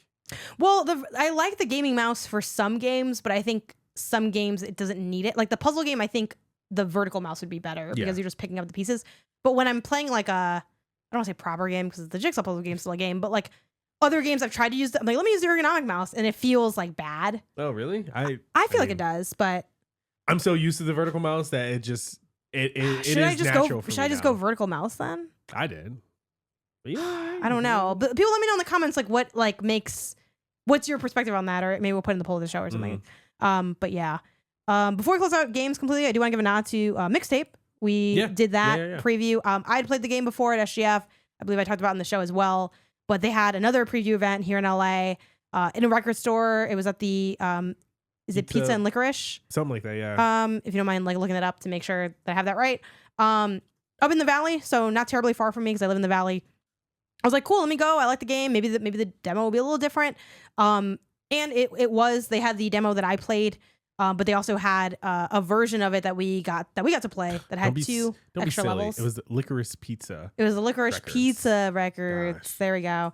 And they did have pizza there, but they didn't have licorice. Yeah. So we went there. It was cool. They had little swag bags. They had the team doing a little like interview that got recorded when we walked in, and then they just had like stations to play, and we waited to do the one in the back that had the extra 2 levels so that I could play something new. And I was like, let's just share. I'm like, quick time hack. I'm like, we can share a station. Isaiah can play the the earlier part, and then I can play just the 2 that I didn't play. So I've been a fan of Mixtape since that first preview. I remain a fan of Mixtape, but I would love to hear your thoughts because you're not like a mark for this game. Like this is a game where the pitch is it's an adventure game, teens having like one last night together, set to a bunch of 80s music. Me bait. Like boom, yes, absolutely. It could be ass and I would still play it because I need to know because I'm hooked in narrative games, especially narrative games about teens with 80s music in it. Like that's so my shit. But that's not really your thing. So like, what was your perspective coming into it and how did you ultimately feel about the game? Yeah. It wasn't, it is not a me game on the surface at all. But I enjoyed what we played. It was cool. It's definitely like a bit. I believe you, but you did hit your lying octave. But I actually do believe you this time because we did talk about it after you played it. It's like one of those games where a problem I have with games, a lot of games like this at least, like, is that you hate art. The fail state feels either non-existent or like fake. In that like, I don't know that I could have failed any. I don't think you can, but do you need to fail in a game to enjoy it? Leave It Alone, you don't fail. The Jigsaw puzzle game, you don't fail. I think there's a lot of games you enjoy that don't have fail states, though. I think that there needs to be some level of challenge. and I don't think I got any level of challenge in Mixtape so far. Maybe some of the things are really challenging where it's like, oh no, I have to figure out how to do this in the right way, and I can't progress without doing So, that. quick question to reiterate: did you enjoy your time? I enjoyed my time. So then, but if you don't hit that challenge, will you then thus not enjoy your time? Like, is it that you think you'll get bored of the formula? I don't know that I would finish this game if it is just more of what I played. That's not enough. What if it's like only like an hour? I don't know how long I guess, okay. I can deal with that for an hour. I can chalk that up to just like, it's just like an episode of TV. It's a really long you like can't play that because I don't think there's fail states in this game. Again, it doesn't need necessarily fail state, but it needs some sort of challenge. Like, to me, the verb play, which you do with like that's the verb of games, and for me, playing is some sense of overcoming a challenge, and I don't think I got that from this. What I got wasn't bad. I enjoyed it. I would do more of it. I just would hope also that to see it fully through in a multi-hour long adventure, that there is these moments of challenge that come up outside of just really incredibly bespoke art pieces and moments and music kind of marrying together to create like these just really cool moments. This is almost like starting on to a new topic, so maybe we'll like revisit this as like a do games need challenge to be interesting or something. Like how we have does the game need to be innovative to be like really good? I forgot we had a better word for that. You like Journey doesn't have any challenge. Journey does have a challenge. Is it like figuring out how to go bling? Like, is that well, no, this game has less challenge than Journey. Yes. But it's not far less challenge than Journey. I'm not saying that the Journey is like I just think, oh my God, this incredibly challenging game or anything like that. No. I think like suspend the stick up your ass and enjoy the game. I also didn't love Journey like that. Like I finished it because I wanted to see what else they had and everything like that. Yeah. It was also, I think Journey's like what, 2.5 hours or something like that. It's pretty short. Like that is pretty short. If Mixtape is also that length, yeah, then sure, maybe I would finish it. Okay, well, yeah, we'll see. So. I'll keep mine brief because I think I talked about it before. Really like the 2 extra stuff I played, which is funny because it was like genuinely like 2 minutes total. Like it was like really short. It was a scene where I guess like just give a nod to like the structure of the game. It is like essentially a walking simulator, but they kind of add in these like little gameplay, almost like mini game moments to sort of include you in like the story that's unfolding. So it might be, there was one where you're like running away, like the cops are busting a house party.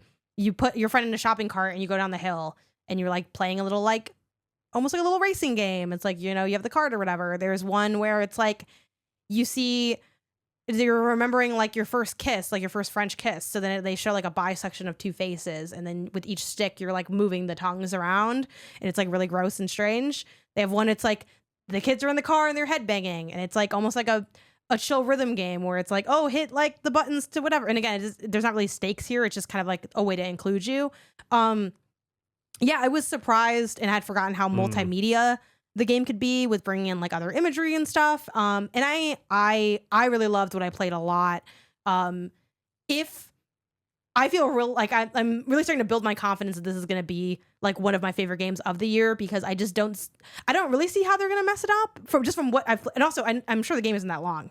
So I'm like, I had to have played like a good chunk of the game, like Loki, with these like little vignettes, like maybe it gets a little old over time. I could see that kind of happening, but, it seems just like fun and quick and almost like, I don't know, a weird, like almost WarioWare version of like remembering things and experiencing things. And I really like that. I also really like what they do with the pacing of the game. Like the makeout section thing I mentioned. Weird. And also I did one where you're TPing the principal's house. Both of those had a thing where a prompt comes up on screen that's like, that's enough, or I'm good now. And I like that. I think it's really cool to like give players like onus over the pacing in that way, where it's like, hey, if you did feel like you want to TP more, you could. But if you're like, I kind of saw now, how long am I doing this for? Because sometimes there is those moments where you feel like, okay, to what end am I doing this? And it can take you out of it. So the fact that they have that come up and then it's like, you can go a little bit longer or not. Like, I think that's really smart. Very, very cool. Very excited for this to come out and feeling good. I've been burned many a times from having a good feeling. But I'm really excited for this. I think it's gonna be really, really cool. Yeah, I'm hyped for it. So, and I'll be curious to see what you think of it, because yeah, it's very much a me game and very much not a you game. So the fact that you like were cool with it at all was kind of a shock to me. So, and I think also a testament to the game. I think a testament to the game being like special and different, because like it's not your vibe at all. So I think that is meaningful. Yeah. And now for the night game section, we're going to sleep. We're going sleepy bye. I only once in my life ever seen anyone who actually snores like the cartoon bear. Oh. Like it was once, it was crazy. It was like I was at like a aunt's or uncle's house like over the summer kind of thing, and it was like a cousin and who slept like that. It threw me off. Never forgot it. It was wild. I'm trying to remember how you snore. You've heard the audio things I've played for you before of the I had like a sleep app that like if you had like coughs or snores, it could record it. And spoilers for the podcast, is the snorer of the group. I snore sometimes, but not that often. Anyway, besides just exposing each other for our I didn't know this was Aaron Dirty Laundry segment. Jeez. I don't think there's anything wrong with snoring. I find it kind of soothing. I know some people like are really bothered if their partner snores, and I'm sure like some are maybe like more intense than others, but I'm a pretty like, it's pretty easy for me to go to sleep, so I don't really mind it. I'm like, free white noise machine. I don't know. I don't got a problem with it personally. But yeah, we're gonna get into all things sleep. Sorry, we should have like the ASMR voice. It's time to relax and go to bed. But yeah, we'll be talking about, you know, the hours that we're sleeping, how we like get into a good sleep state, the things we're trying to achieve with that. This sounds cheesy, but sleep is kind of the cornerstone of health in a lot of ways, I think, you know, like it's where you can do your recovery if you're, you know, whether it's you're working out in the daytime, whether it's just like the stress of the day and the like high heart rate that comes with like going about your day and doing all these different things, getting into that good relaxing state, all of that. And I made a vision board this year for the first time maybe ever. And on there, I had a couple sleep things because I have been pretty good at prioritizing my hour count for a number of years. I have the privilege of having a work from home job that's pretty flexible. I also sometimes the time zones work to my benefit as well for like, you know, being on the West Coast and like working with like different, you know, people's hours. I mean, normally it's like obviously that can stray really early and it does for like remap when it's like west to east. But like, I don't know, like it's been pretty like chill for me in that regard. So I've been good about that generally, but I feel like we can always get better at things. Can always get better, yeah. And I know the big issue we've had for a long time that we definitely did really well like the last couple weeks. I think this past week where we hadn't gone to the gym because my sleep schedule got thrown off and stuff has made it like we're sort of dipping back into bad habits, like going to bed close to that midnight, because we were big like midnight to like 1 a.m. people for like our whole lives really. And I'm like, in order to be the gym person I want to be, because of your work hours, because you have a more traditional job hours, we have to wake up early to go to the gym. So we get up at like a 6:15. In order to get appropriate sleep, you got to go to bed at like 10. Yeah. And I'm like, that's so early. Yeah. I hadn't gone to bed at like 10:30 since I was like a child. Because like, I don't think I ever did. Did you have bedtimes growing up? That is nuts to me. I feel like you are the most, you are like one of the most privileged children I've ever encountered. I had a thing where, so even through middle school, we just had like yellow buses in the Buffalo public school system. And you know, the house I grew up in Brunswick, my bus stop was that corner. Yeah. So like all of a literal 45-second walk from my door to my bus stop kind of thing. So like my big thing, my parents were like, hey, you don't have a bedtime, just don't miss that bus. Don't miss that bus in that morning. I ain't taking you to school. Have you ever missed the bus? I can count on one hand how many times I missed the bus. Yeah, of course. Yeah. So they're fucking lying. Stay home. Yeah. But they put the fear in me though that it was like let me. But what time did you have to get up for that bus? I want to say my bus came at like 7:30. All right, that's 7:15, 7:30, somewhere around there. Did you get breakfast as a kid? Did they make you breakfast? I ate breakfast at school.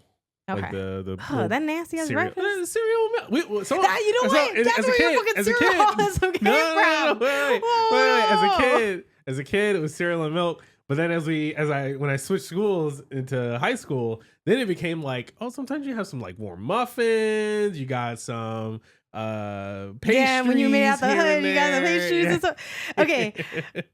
I know I'm gonna get heat for this because like liking cereal is a very, I think, likable trait. And it's not that I don't like cereal. It's not that I don't like cereal. I eat cereal, but I don't like cereal like that.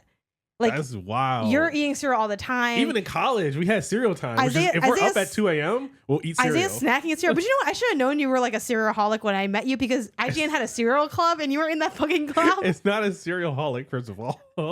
It is a normal thing that people do everywhere. I call him the serial killer. But no, Isaiah's a big cereal fan, and like cereal just doesn't really be doing it for me. And then the cereals I do like, you judge. I want bowl cereal right now because I like plain Cheerios, and you like I'll do the other nut, stuff. Yeah, the Honey Nut Cheerios.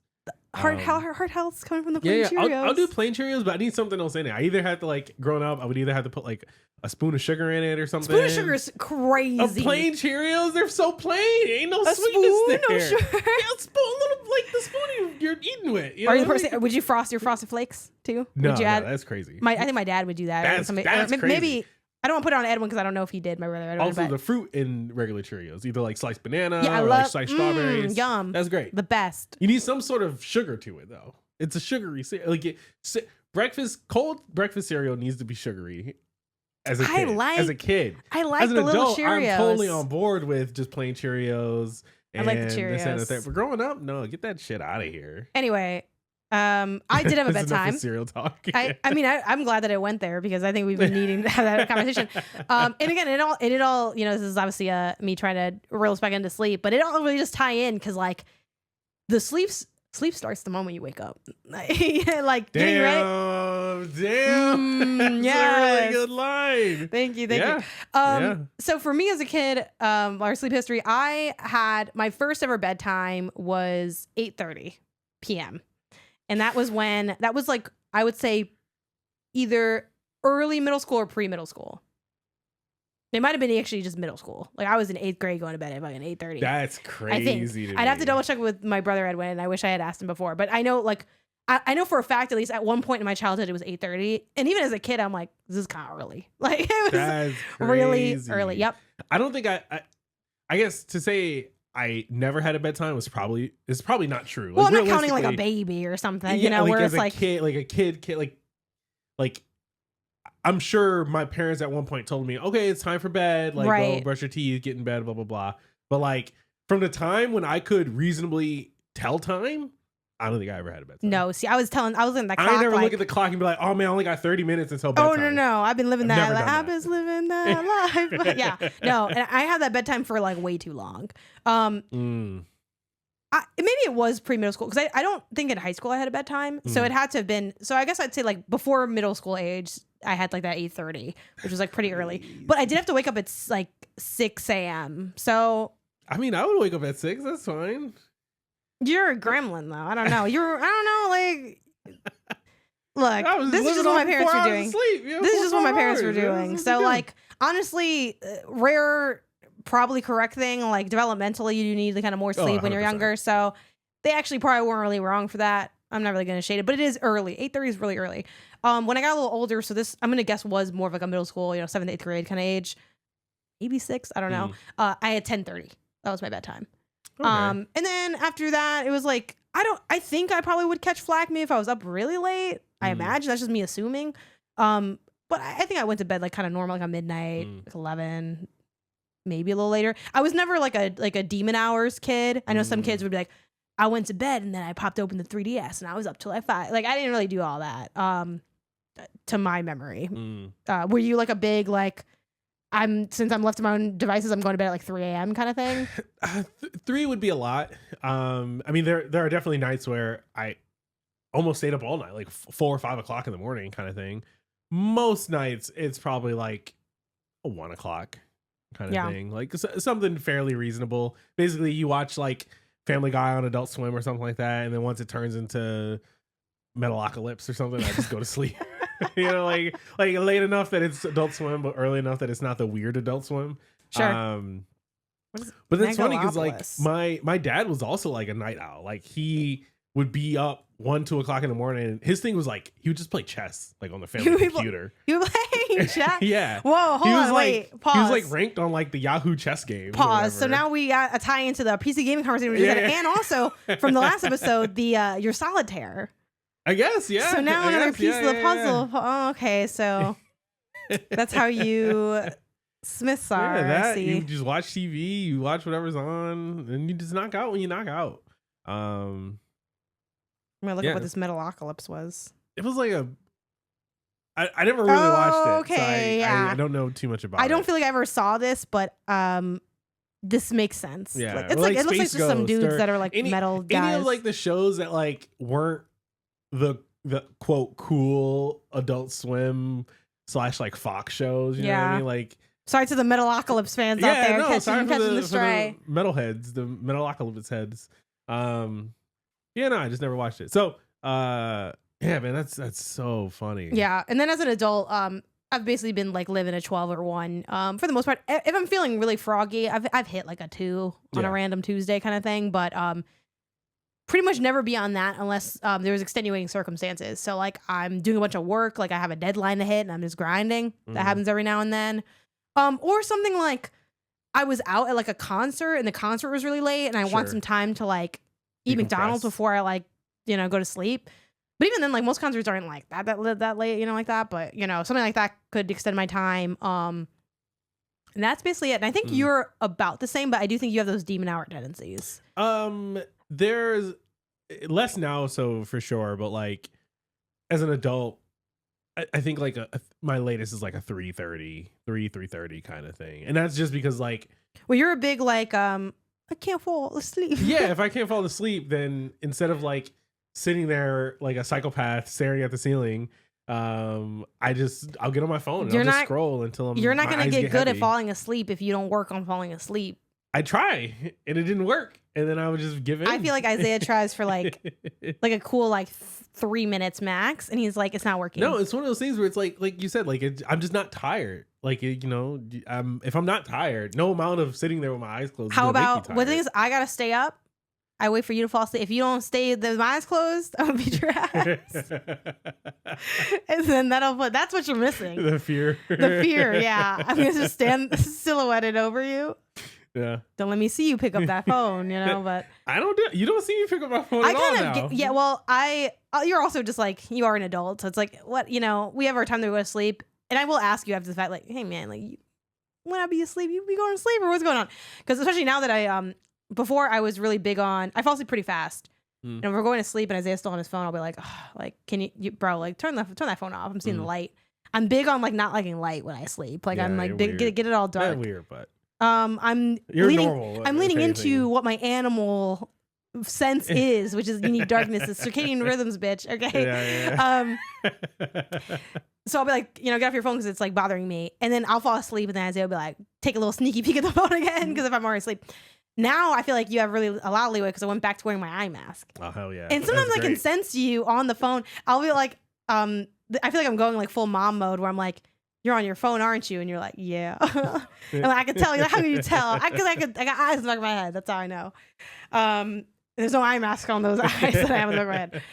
But generally, I think now that we're really like locking in on the gym, it's been like kind of easier to lock in on the sleep because the gym be beating your ass to basically. So if you get your ass beat, you'll want to go to sleep because like the gym will wear me down enough where like I will be tired earlier. That's one. And then 2, because I'm like, I'm not going to sacrifice getting at least close to that 7 hours, ideally 8. So like in order to do it, I'm either going to like, am I going to not make it to the gym today? That's not an option. Yeah. Damn, we got to go to sleep then. We just got to go.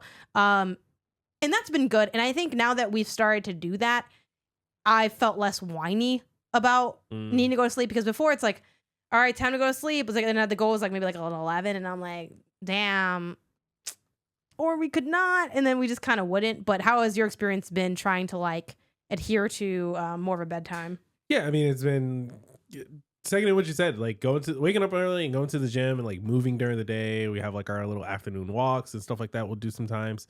Like by the time 9:30 comes around, I'm like, you know what? I am getting a little tired. I could go to bed pretty soon.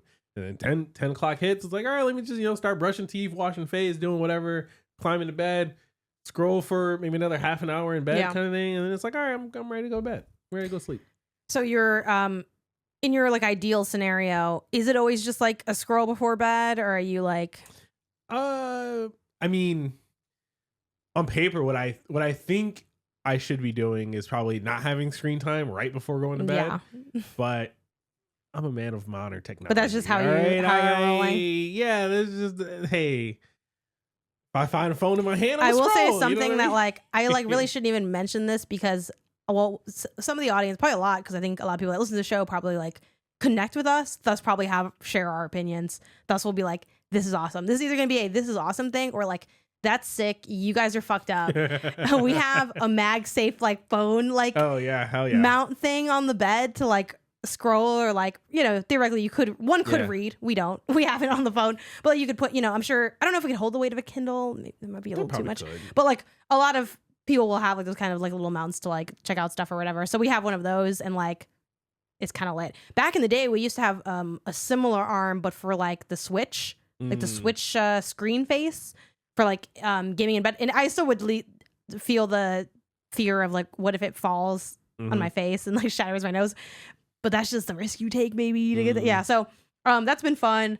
I've said it on the show before. Our house is Best Buy cozy, so it's like very, very like techie, screeny. Lots of gadgets, lots. But of like things. to be honest, like I would love to be like not that way and be like, oh, I'm like soft and meditative. But no, I'm fucking scrolling. I'm fucking watching shit. I'm fucking playing shit. Like that's just my vibe. I do think we should bring in a little more of the other stuff. But like I like that stuff. So it's been fun. We also have a projector in the room as well. You've never really had a TV as an adult in your room. That's kind of just not been your even vibe. The projector I don't even use. Like I walk in there and it's you who has it on. Hell yeah. And I'm like, I guess we're doing projector. Yeah, today. I grew up with the TV in my room. Sorry, that was just like something I was used to. And then I kind of liked having the TV in the room. Like once you introduced it as a concept, I said, you know what? I don't really miss it. It's fine. And then when you got the projector, and then like we set it up there, I was like, shit, I ain't gonna let the projector go to waste. Like, so, yeah, it's cool. I think my ideal bedtime routine and kind of what I've been trying to do is, which I know is like a mixed bag for a lot of people recommend that like the bed is purely like you're going to sleep and not really much else, so that your brain can be like, when I'm in this bed, I'm asleep. Yeah. So it can be risky to do other things. I personally like to.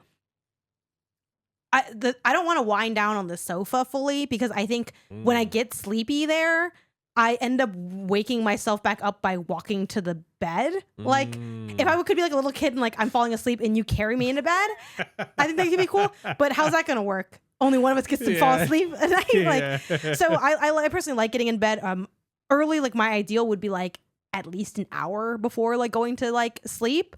Like I'm getting in bed at like 9 o'clock.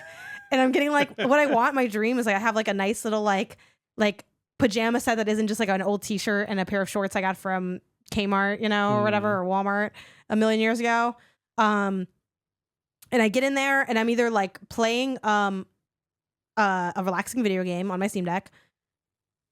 Definitely reading could be on the table for sure. I think reading is the best thing to do because it's not screen based and / watching something on the projector. It's been honestly, I've had a lot of fun doing like movies on there. Like when I put Batman Begins on there, it was pretty sweet. There's also other things I like to do in my ideal world to wind down to sleep, where it's like I'm getting ready for sleep for so long that just starts like hours before sleep. Because the other thing I want to do, you're just losing time. I know, but I want to use it for that. So the other thing I want to do more of, I've done it a little bit, but I get lazy and I don't do it. Is you got me a Theragun maybe a year ago, maybe more. Love it. I've gotten a lot of use out of it.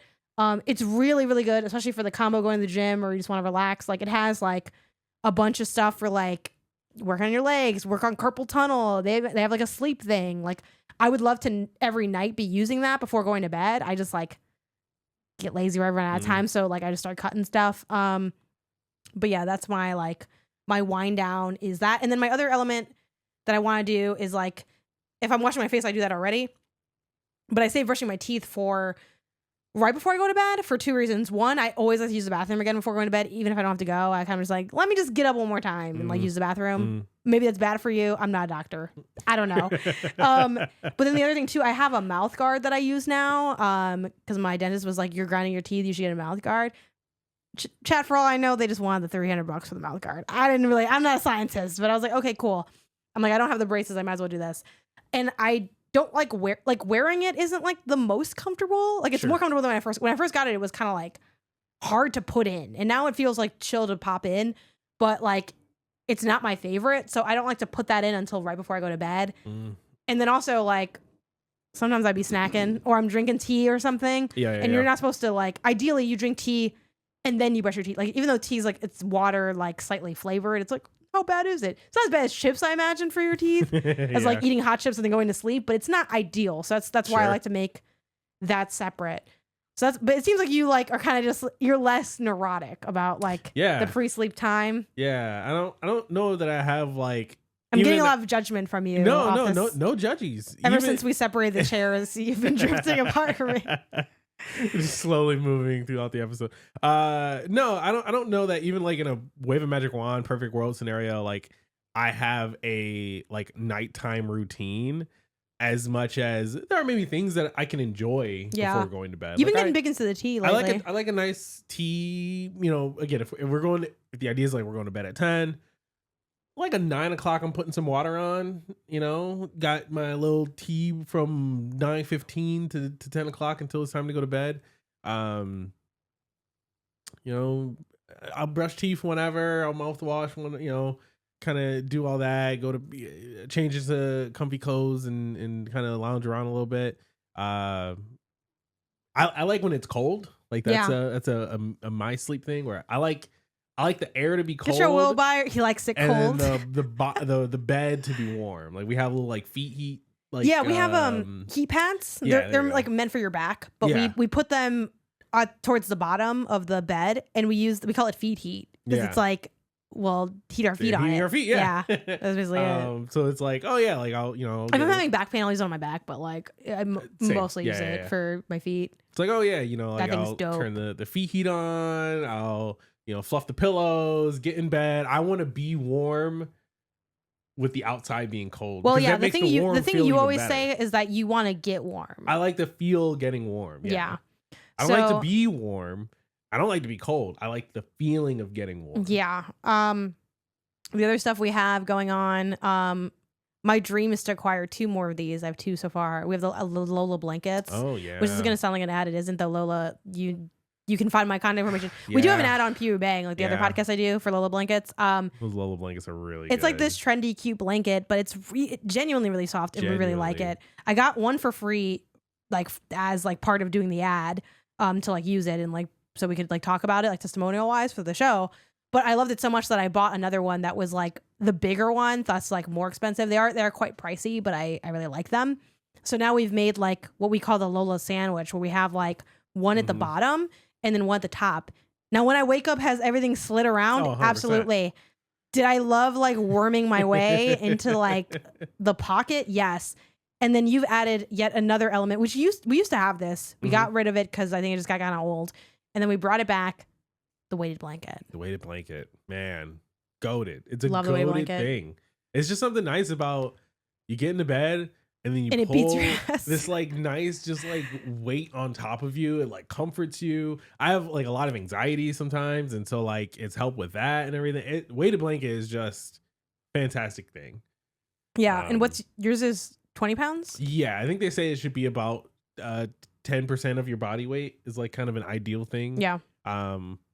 Couldn't find one that was heavy enough to be my full 10% kind of thing, but the 20 is close enough, and it's like, you know what, this works. I feel it. I could feel the hug of the weighted blanket. Mine's 15, and like the gap between 15 and 20 feels like so much more than 5 pounds. Like yeah.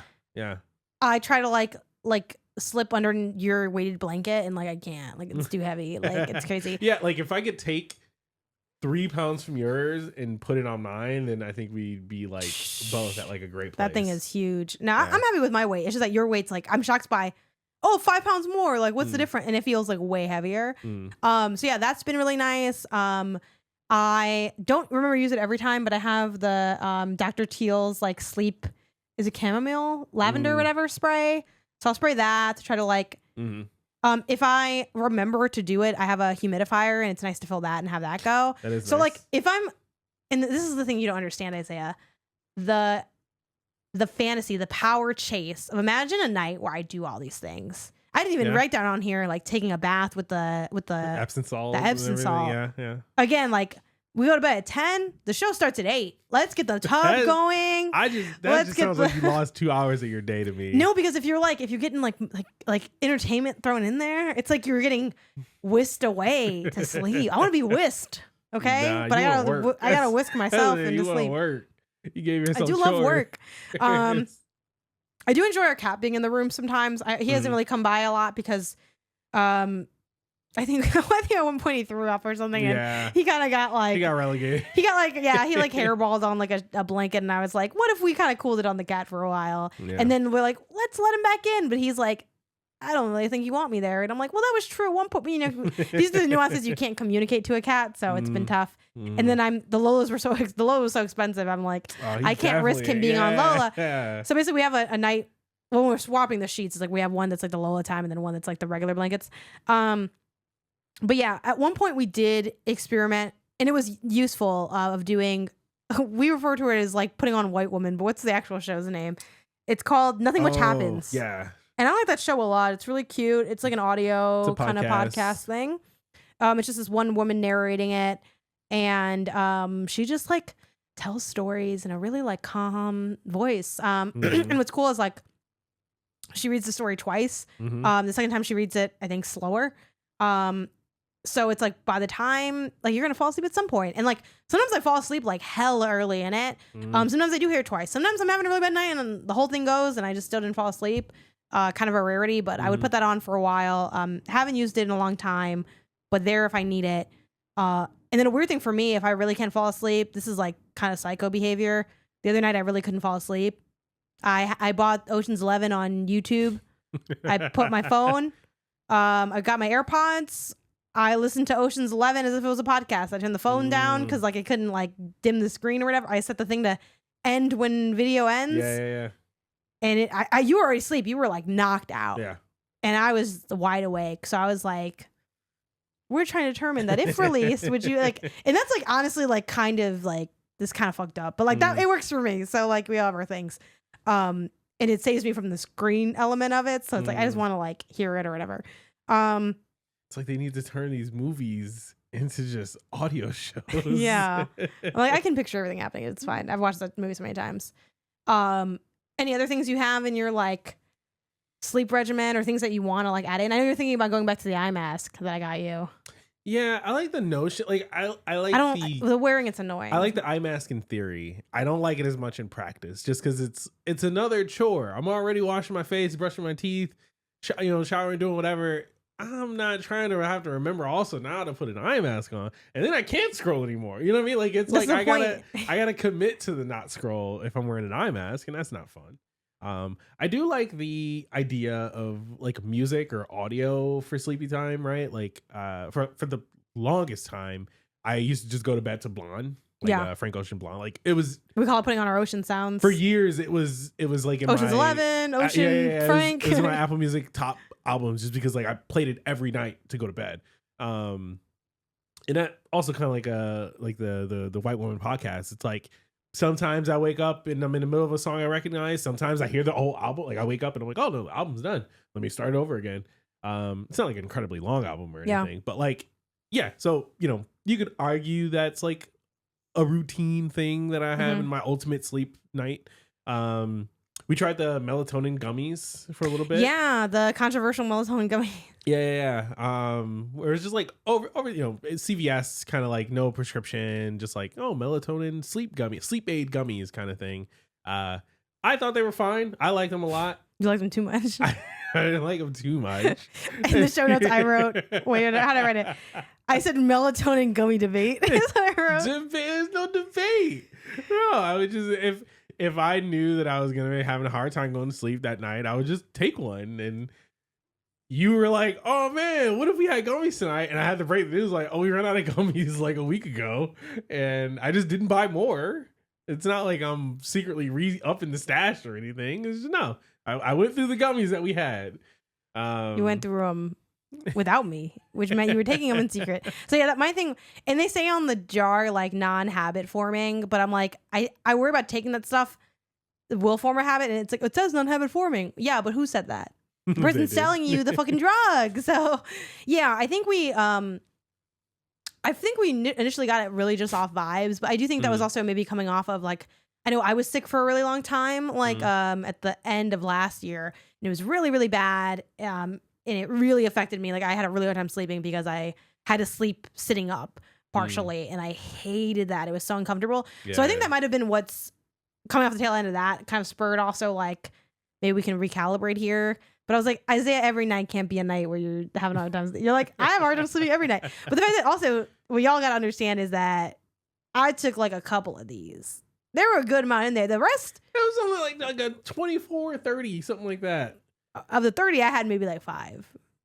Yeah, sure. But this is like over like 3 months of sleeps. You said last year.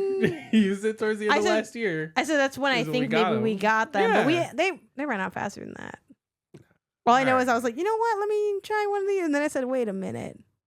Who drank all my liquor? Look, it was a reasonable pace. It was not every night. It was a normal, regular cadence of, let me try gummy tonight. This dude was getting high on my supply. It was crazy. But yeah, those were cool. But like, what? Again, we're not doctors. This is like a share more than advice. Oh yeah, 100%. Other like sleep stuff I have already going on. I have my satin pillowcase, which I would love to make a silk pillowcase, but like I don't got the silk money right now. The silk like $80. Satin's like $20.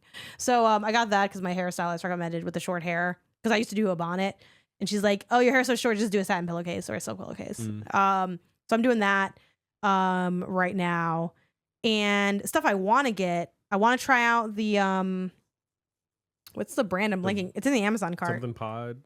Right? Yeah, I don't know. I'm sure everyone is screaming at home because it's like a known brand. I'll scroll and find it. It's called Nod Pod. Yeah, and they have a silk one. The silk one's super expensive. It's like fucking $70. This is like the new God of War and shit. Like, I mean, the new God of War actually is probably it's free. So, or it's not free, but it's probably really cheap. I don't know how much that new God of War costs. Whatever. By new God of War, I meant like God of War Ragnarok, not the 2D one that came out. But yeah, it's a lot of money. At least on Amazon. Maybe it's cheaper somewhere else. But yeah, it's like a weighted sleep mask. I heard good things about it. I feel like one of my friends co-signed it. I don't want to attribute it in case they didn't, but that seems cool. Weighted everything. You know what I mean? Yeah. How much is the Spartan's brother dream or whatever? 30. So it's 2 God of War Sons of Sparta or whatever the hell. Yeah. So I want to try that out. And then really dreaming. Dreaming. I would love for us to have a king size bed one day. Whenever we go to hotels and there's a king size bed, I'm always like, damn, this is being able to sprawl out. A good sprawl. I definitely want earplugs, but I don't know if I'd use them for like everyday use. I think they're better for like out of town stuff or like, situations where like travel and like sleeping on planes, stuff like that. And then like I had alluded to earlier, nicer pajamas, but I don't want the buttons is the thing. When you shop for nice pajamas, they always sell that set where it's like a fucking business suit. I don't want that. I don't want that. What I really want is like a nice like tank top and like nice pants, like matching kind of pants. That's what I want. I want like a sleep hoodie. I want like a thin, soft, like the hoodie that I have. Yeah, we got a free like Lakers thing. My brother is at the games and sometimes like has the free shirts or whatever. We have one that's like a Lakers one that has a hood. It's like, but it's really thin. Kind of the thinness of a shirt. So I call it a shoody because it's like a thin shirt hoodie. So like that. Something like that, yeah. But like maybe a little bit bigger, maybe like lined with something a little bit soft. Just to make it like a nice, again, pajama top where I can wear this around the house. If I get too warm, I can take it off before getting into bed or something like that. Yeah. But like it's just a nice little pajama top. Another thing that we didn't mention for our sleep setup, we got a bunch of Squishmallows. Yeah. Heavy on the Squishmallows, kind of. And usually I like extra pillows of some form. Like I have like pillow. You have one that's like a square. Yeah. Yeah. Nice. I'll enjoy a nice like cooling blanket. Like we got one of those. Yeah. For like in the summertime when it's like really warm. I run hot, and I don't like to be hot. So something like a cooling blanket, which is a blanket, but for some reason it just makes you feel cooler.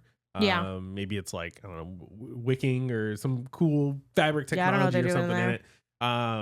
It makes it so that I can feel a little bit more comfortable when I'm going to sleep. I keep a water bottle next to the bed. Yeah. Right. I usually have one as well. I'm pretty basic. I feel like when it comes to sleep, I don't have a lot of like wants or. I also sometimes put on like a little lip mask that I have. It's like a lip gloss kind of thing. It's the Bioma peptide lip treatment. I'll put that on. Yeah. Because what I'm trying to do is both lower my heart rate so I'm relaxed and also Pavlov myself into sleep, where it's like, it's time to sleep because it's this lighting and this thing. Oh, for the music thing though, I want to give a nod to my sleep playlist, which I call either Sleepy Time or right now I call it Night Juice. It's 11 songs. I don't think it's public on Apple Music, or else I'd be like, use it. I don't know. Most of my stuff's not public because I'm lazy. But I have like just songs that are like soothing and chill. So I have like Cocoon by the Decemberists, Cornerstone by Arctic Monkeys, God Only Knows by the Beach Boys, like a couple songs like that are like chill and relaxing. And like I usually don't use it when we're sleeping like together. But I will use it on like the airplane a good amount. Like actually almost exclusively. Like when I'm going to sleep and I have the headphones on, I always have this is a playlist I'm listening to. Okay. If I'm trying to sleep. Obviously if I'm just like gaming, I'm not like listening to my sleep playlist. That's crazy. But yeah, I have that and I just have it like looped. Yeah. So that's like a good, and like I don't know, maybe sometimes I would maybe use it. Like I'm not against using it like with you or whatever, but it's just like I don't usually turn to sleep aids. I kind of just try to like go to sleep on my own. Yeah. And that so easy breezy. No. But it's been going good. It's generally. Been nice. Yeah. Again, I think we gotta the last 2 weeks, I've been sick and new medicine and this and the third, and so it's like we also haven't been going to the gym because we've been staying up a little bit later. Sleeping in, blah blah blah.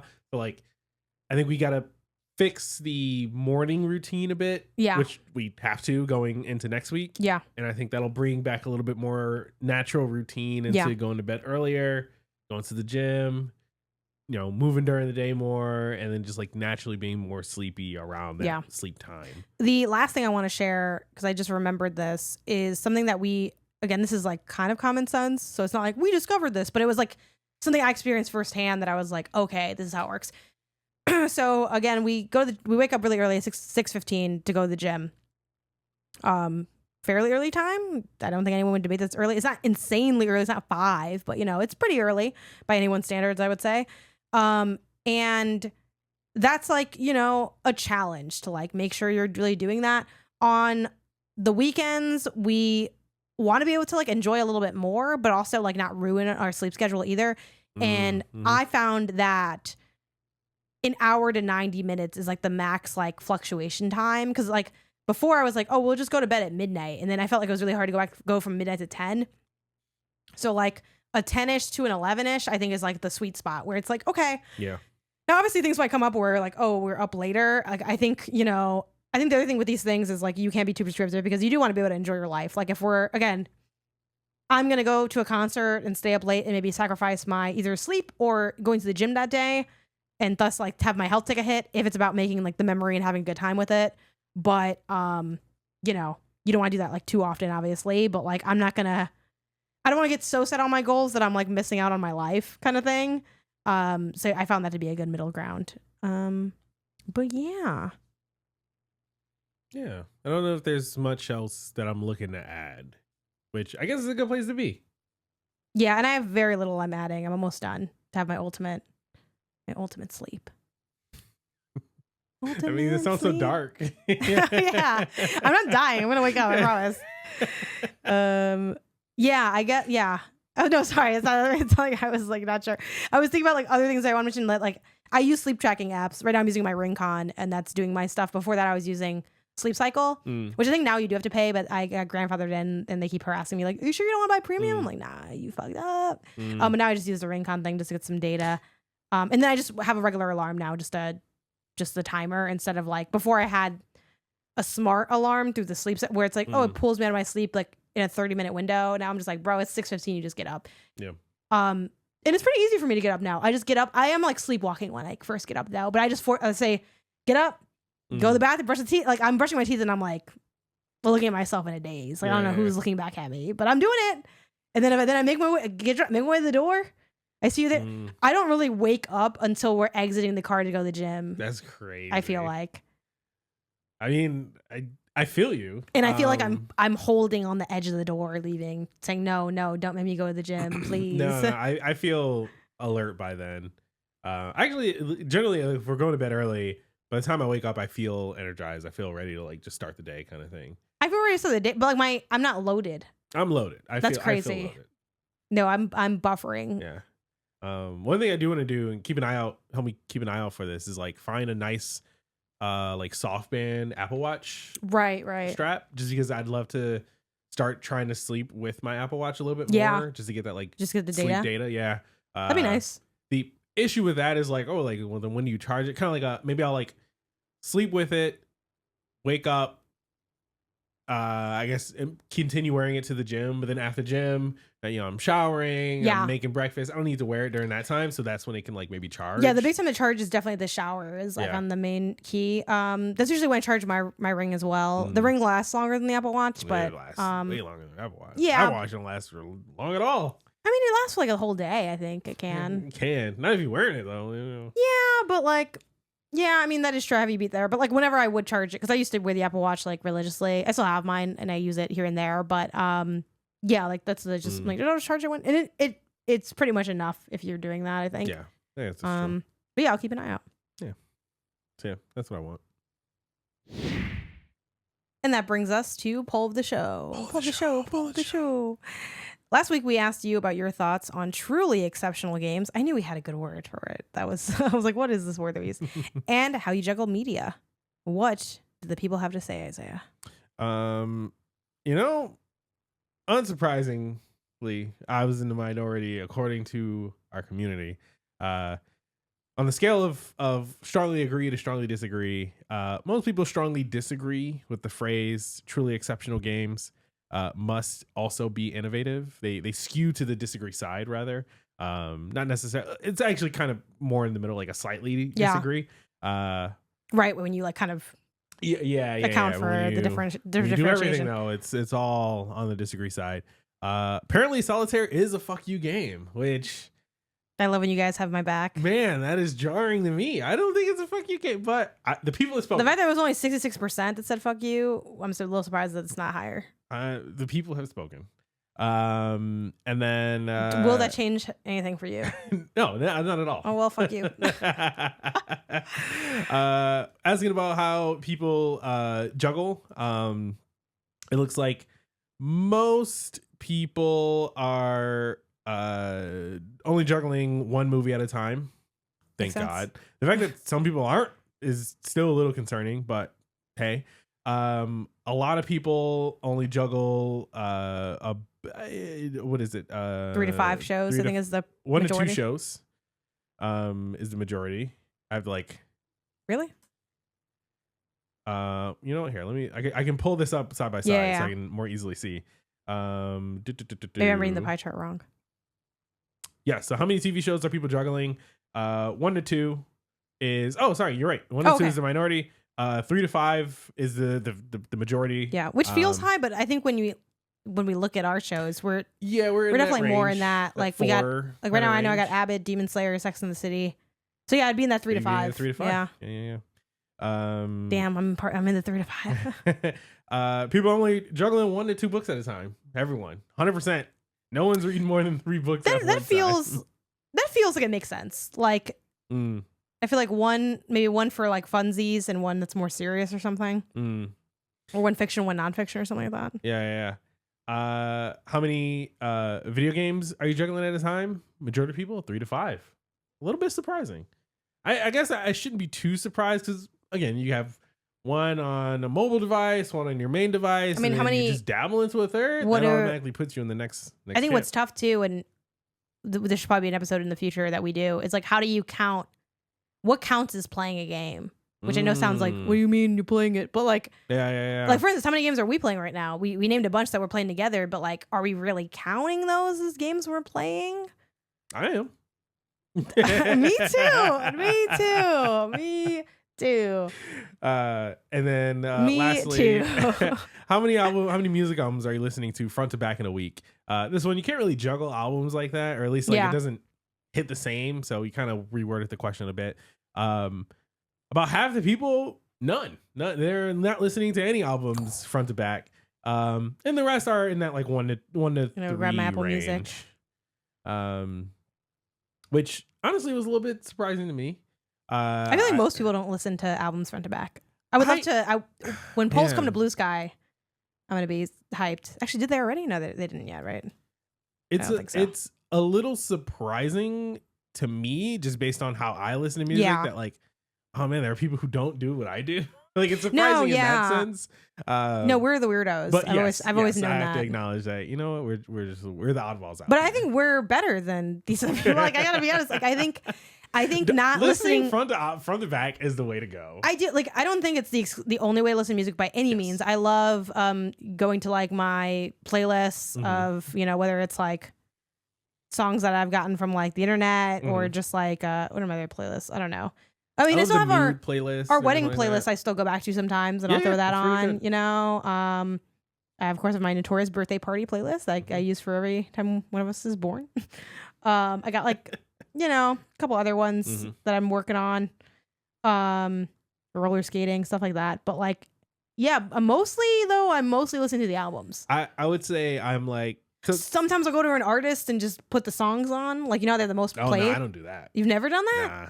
Oh, I've done that a couple times. I'll find one of their albums that I really like and then dive into that. That's kind of fit. But maybe I'm like, you know, seeing what the vibes are or whatever. Kind of doing a like get to know. Like, do I want to? Yeah. So, but if you don't do that, I understand. But like, someone wrote in, yeah, asking how often do you actually really like most songs on an album? I low key regret listening to albums front to back when I do it. I think honestly, if I was like truly to like crunch the numbers, like 85% of my music listening is going into an album hitting play. Yeah. Now, if it's a really long album, like the J. Cole just dropped the Fall Off. Oh, that's the other one I gotta add. Thank you. That is a exceptionally long album. And so if I'm only going in and hitting play from the front, I'm not getting through the album all the time because in one sitting I can only listen to so much music. Oh, it's already in my playlist. So I'll like go and I'll maybe start from a third of the way through or halfway through or something like that. But I'm just hitting play still and just listening to the rest. Yeah. Like it is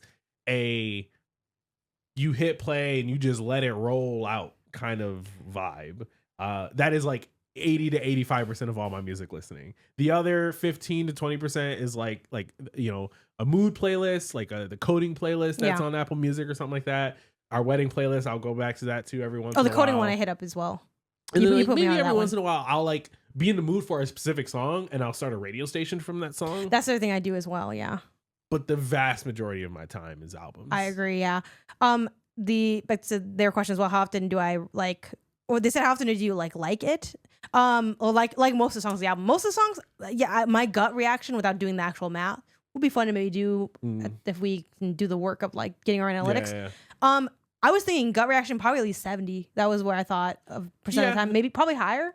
Because I also the thing is too, and like I'd be so curious if you want to know more about this. I would love to like talk. I love music, so I love talking music. I feel like it sounds a little mean to be like disclosure, but I think you maybe don't know your tastes as much in a way, or like I'd be curious to.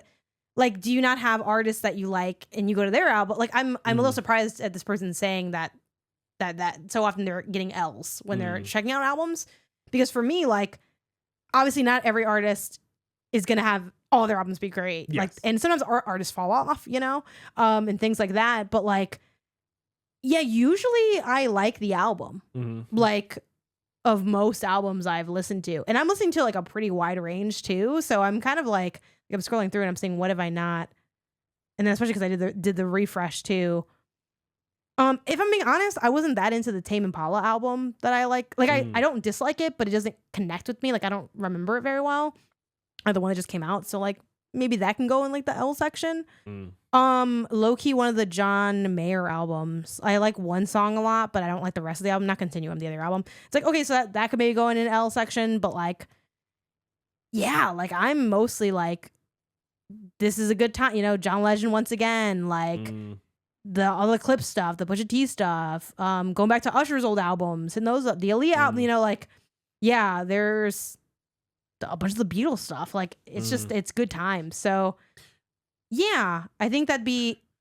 I'm just surprised that like how are all these L's coming up? Like, I think another thing I have going for me though is that I have like you need like trusted friends that have like similar taste to you that like can put you on albums too. Like, I'm not sure offhand what artists I've gotten from you. I'm sure I've gotten some artists like from your taste, or I think Steve Lacy is a great example. I'm more into Steve Lacy than I would be if we weren't together because you love that Gemini album so much, and then that album grew on me a lot, and I liked it a lot, and now I'm like a Lacy head in a way. I think it's more definitely osmosis, but you've like mentioned the Panic at the Disco album. Oh yeah, I really want to listen to that now because I've liked that front to back for you. That's been fun. I think we should do an emo exchange. I'll give you that MCR album that you've never listened to. Yeah. It's so good. Hell yeah. You know, my brother Edwin always has his ears to the streets, so he's hitting both of us. We all have this shared taste in music for the most part. Like some albums we won't like as much, but like that's like not happening that often. Like you're more into Olivia Rodrigo than I am, for instance. Like I don't know, you can maybe put her albums in lightly the L category for me, but I put them on sometimes and I do enjoy. It's just like I'm not the enjoyment level isn't as high as it is with other albums. So like I'll still put on like Sour and Guts sometimes if I catch a vibe, but I wouldn't say like that's never going to make my favorite albums of the year, you know, like kind of thing.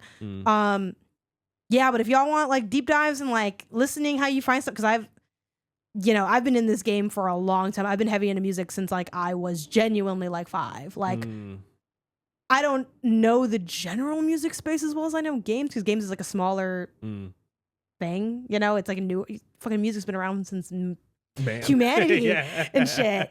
You know, so like obviously I'm not, I don't know like classical as well or like folk and all this other stuff, but like I'm and I'm like into it. It's like I'm like So anyway, but that was cool. But on that note, though, hopefully you didn't feel like we were like too shady. I do appreciate you sharing that, because that's really interesting, and I do think that's probably not as novel of an experience as like there's gotta be a reason. No, again, I think we are the weirdos. Y'all who aren't putting on albums, like, but there's gotta be a reason for it. Maybe it is like every time I put on an album, it's fucking L City or whatever. And don't get me wrong, like even I listen to albums front to back. It does not mean that I love every track on the album, or like that I don't think there are albums that I would like to skip or something like that, right? But most of the songs, though, like the majority of the songs. The majority of the songs, If I put on an album from the back and I find myself skipping most of the songs, I'm just gonna stop putting on that album. Yeah. You know what I mean? I'm gonna move on to a different album, because there are plenty of albums out there that I can just put on front to back and be happy with. I think what you, and by you I mean like the person writing in or anyone who relates to the write-in,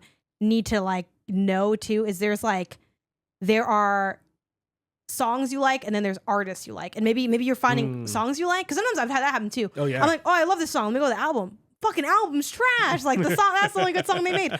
Or if you want to be more like open-minded, it's the only song I can, or less like prescriptive on the quality, even though I don't have a problem with doing that. It's like sometimes it is just like you fall in love with one song and it's like the album just doesn't hit. Like that can happen too, and maybe that just keeps happening. Yeah.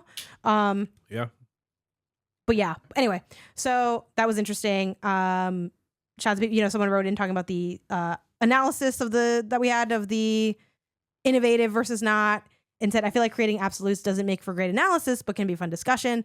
It's always like tough to be like so like strict on it, and can kind of shut things down. So yeah, I totally agree. Hopefully y'all thought it was a fun discussion with like a little bit of analysis with it as well. A funny joke of, can a podcast be exceptional without being innovative? Yes, if it has exceptional people on it. Very, very cute. Someone else said, I don't really juggle, as I like shorter art, like short films or novellas for like the book side, except for podcasts and blogs, which we didn't even get into that too, which I follow quite a few. That could be fun. I juggle a few magazines too. Would love to get into magazines. Yeah. I feel like that's a fun thing. Magazines. I know they're still around. Yeah. But I want to start like reading magazines that also aren't like game magazines. I want to like have, I think like fashion would be really fun to like check out. for like the stuff that I've been into lately. I'd be down for like tech magazines. Though there are a couple like smaller, no shade to like the larger game magazines like Game Informer, of course, but there's some like smaller ones that are like more specific, like zine ones that I think could be cool to like check out. Yeah, tech could definitely be cool. And then if you get like one, and then we can have like double the magazines because like you have one, I have one. Yeah, and then I think someone said, just wanted to say that I feel like y'all pick not games topics that are exactly what I ruminate on at that given time. Love the podcast. Let's see if that holds true this week. Yeah. Maybe they've been struggling sleeping and now we can exactly. Or they're them. Like, I've been really grinding on that sleep. Yeah. We try to like inside business. We try to pick the not games topics are usually somewhat related to like what's going on right now with us.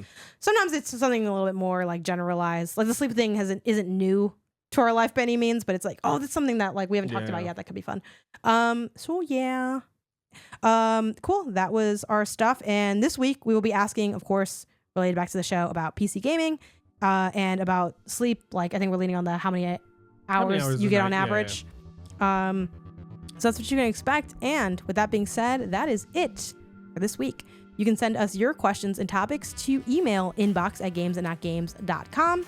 You can follow the podcast version of the show on Apple Podcasts, Spotify, Pirate Cast, and everywhere else you get your podcasts. If you enjoy the show, be sure to give us that 5-star rating. 5 stars. Cinco diamantes. And if you're an audio listener, remember that you can get the video version over on YouTube at GamesAndNotGames with this new set again. If you like the video, be sure to leave a like and a comment as it helps to get the show in front of more people. You can also follow us on social media. We're pretty much everywhere at GamesAndNotGames, but it's mainly BlueSKy, TikTok, Twitch, and Backloggd. Anything else? I think that's it. Till next time, gang. Gang. Peace.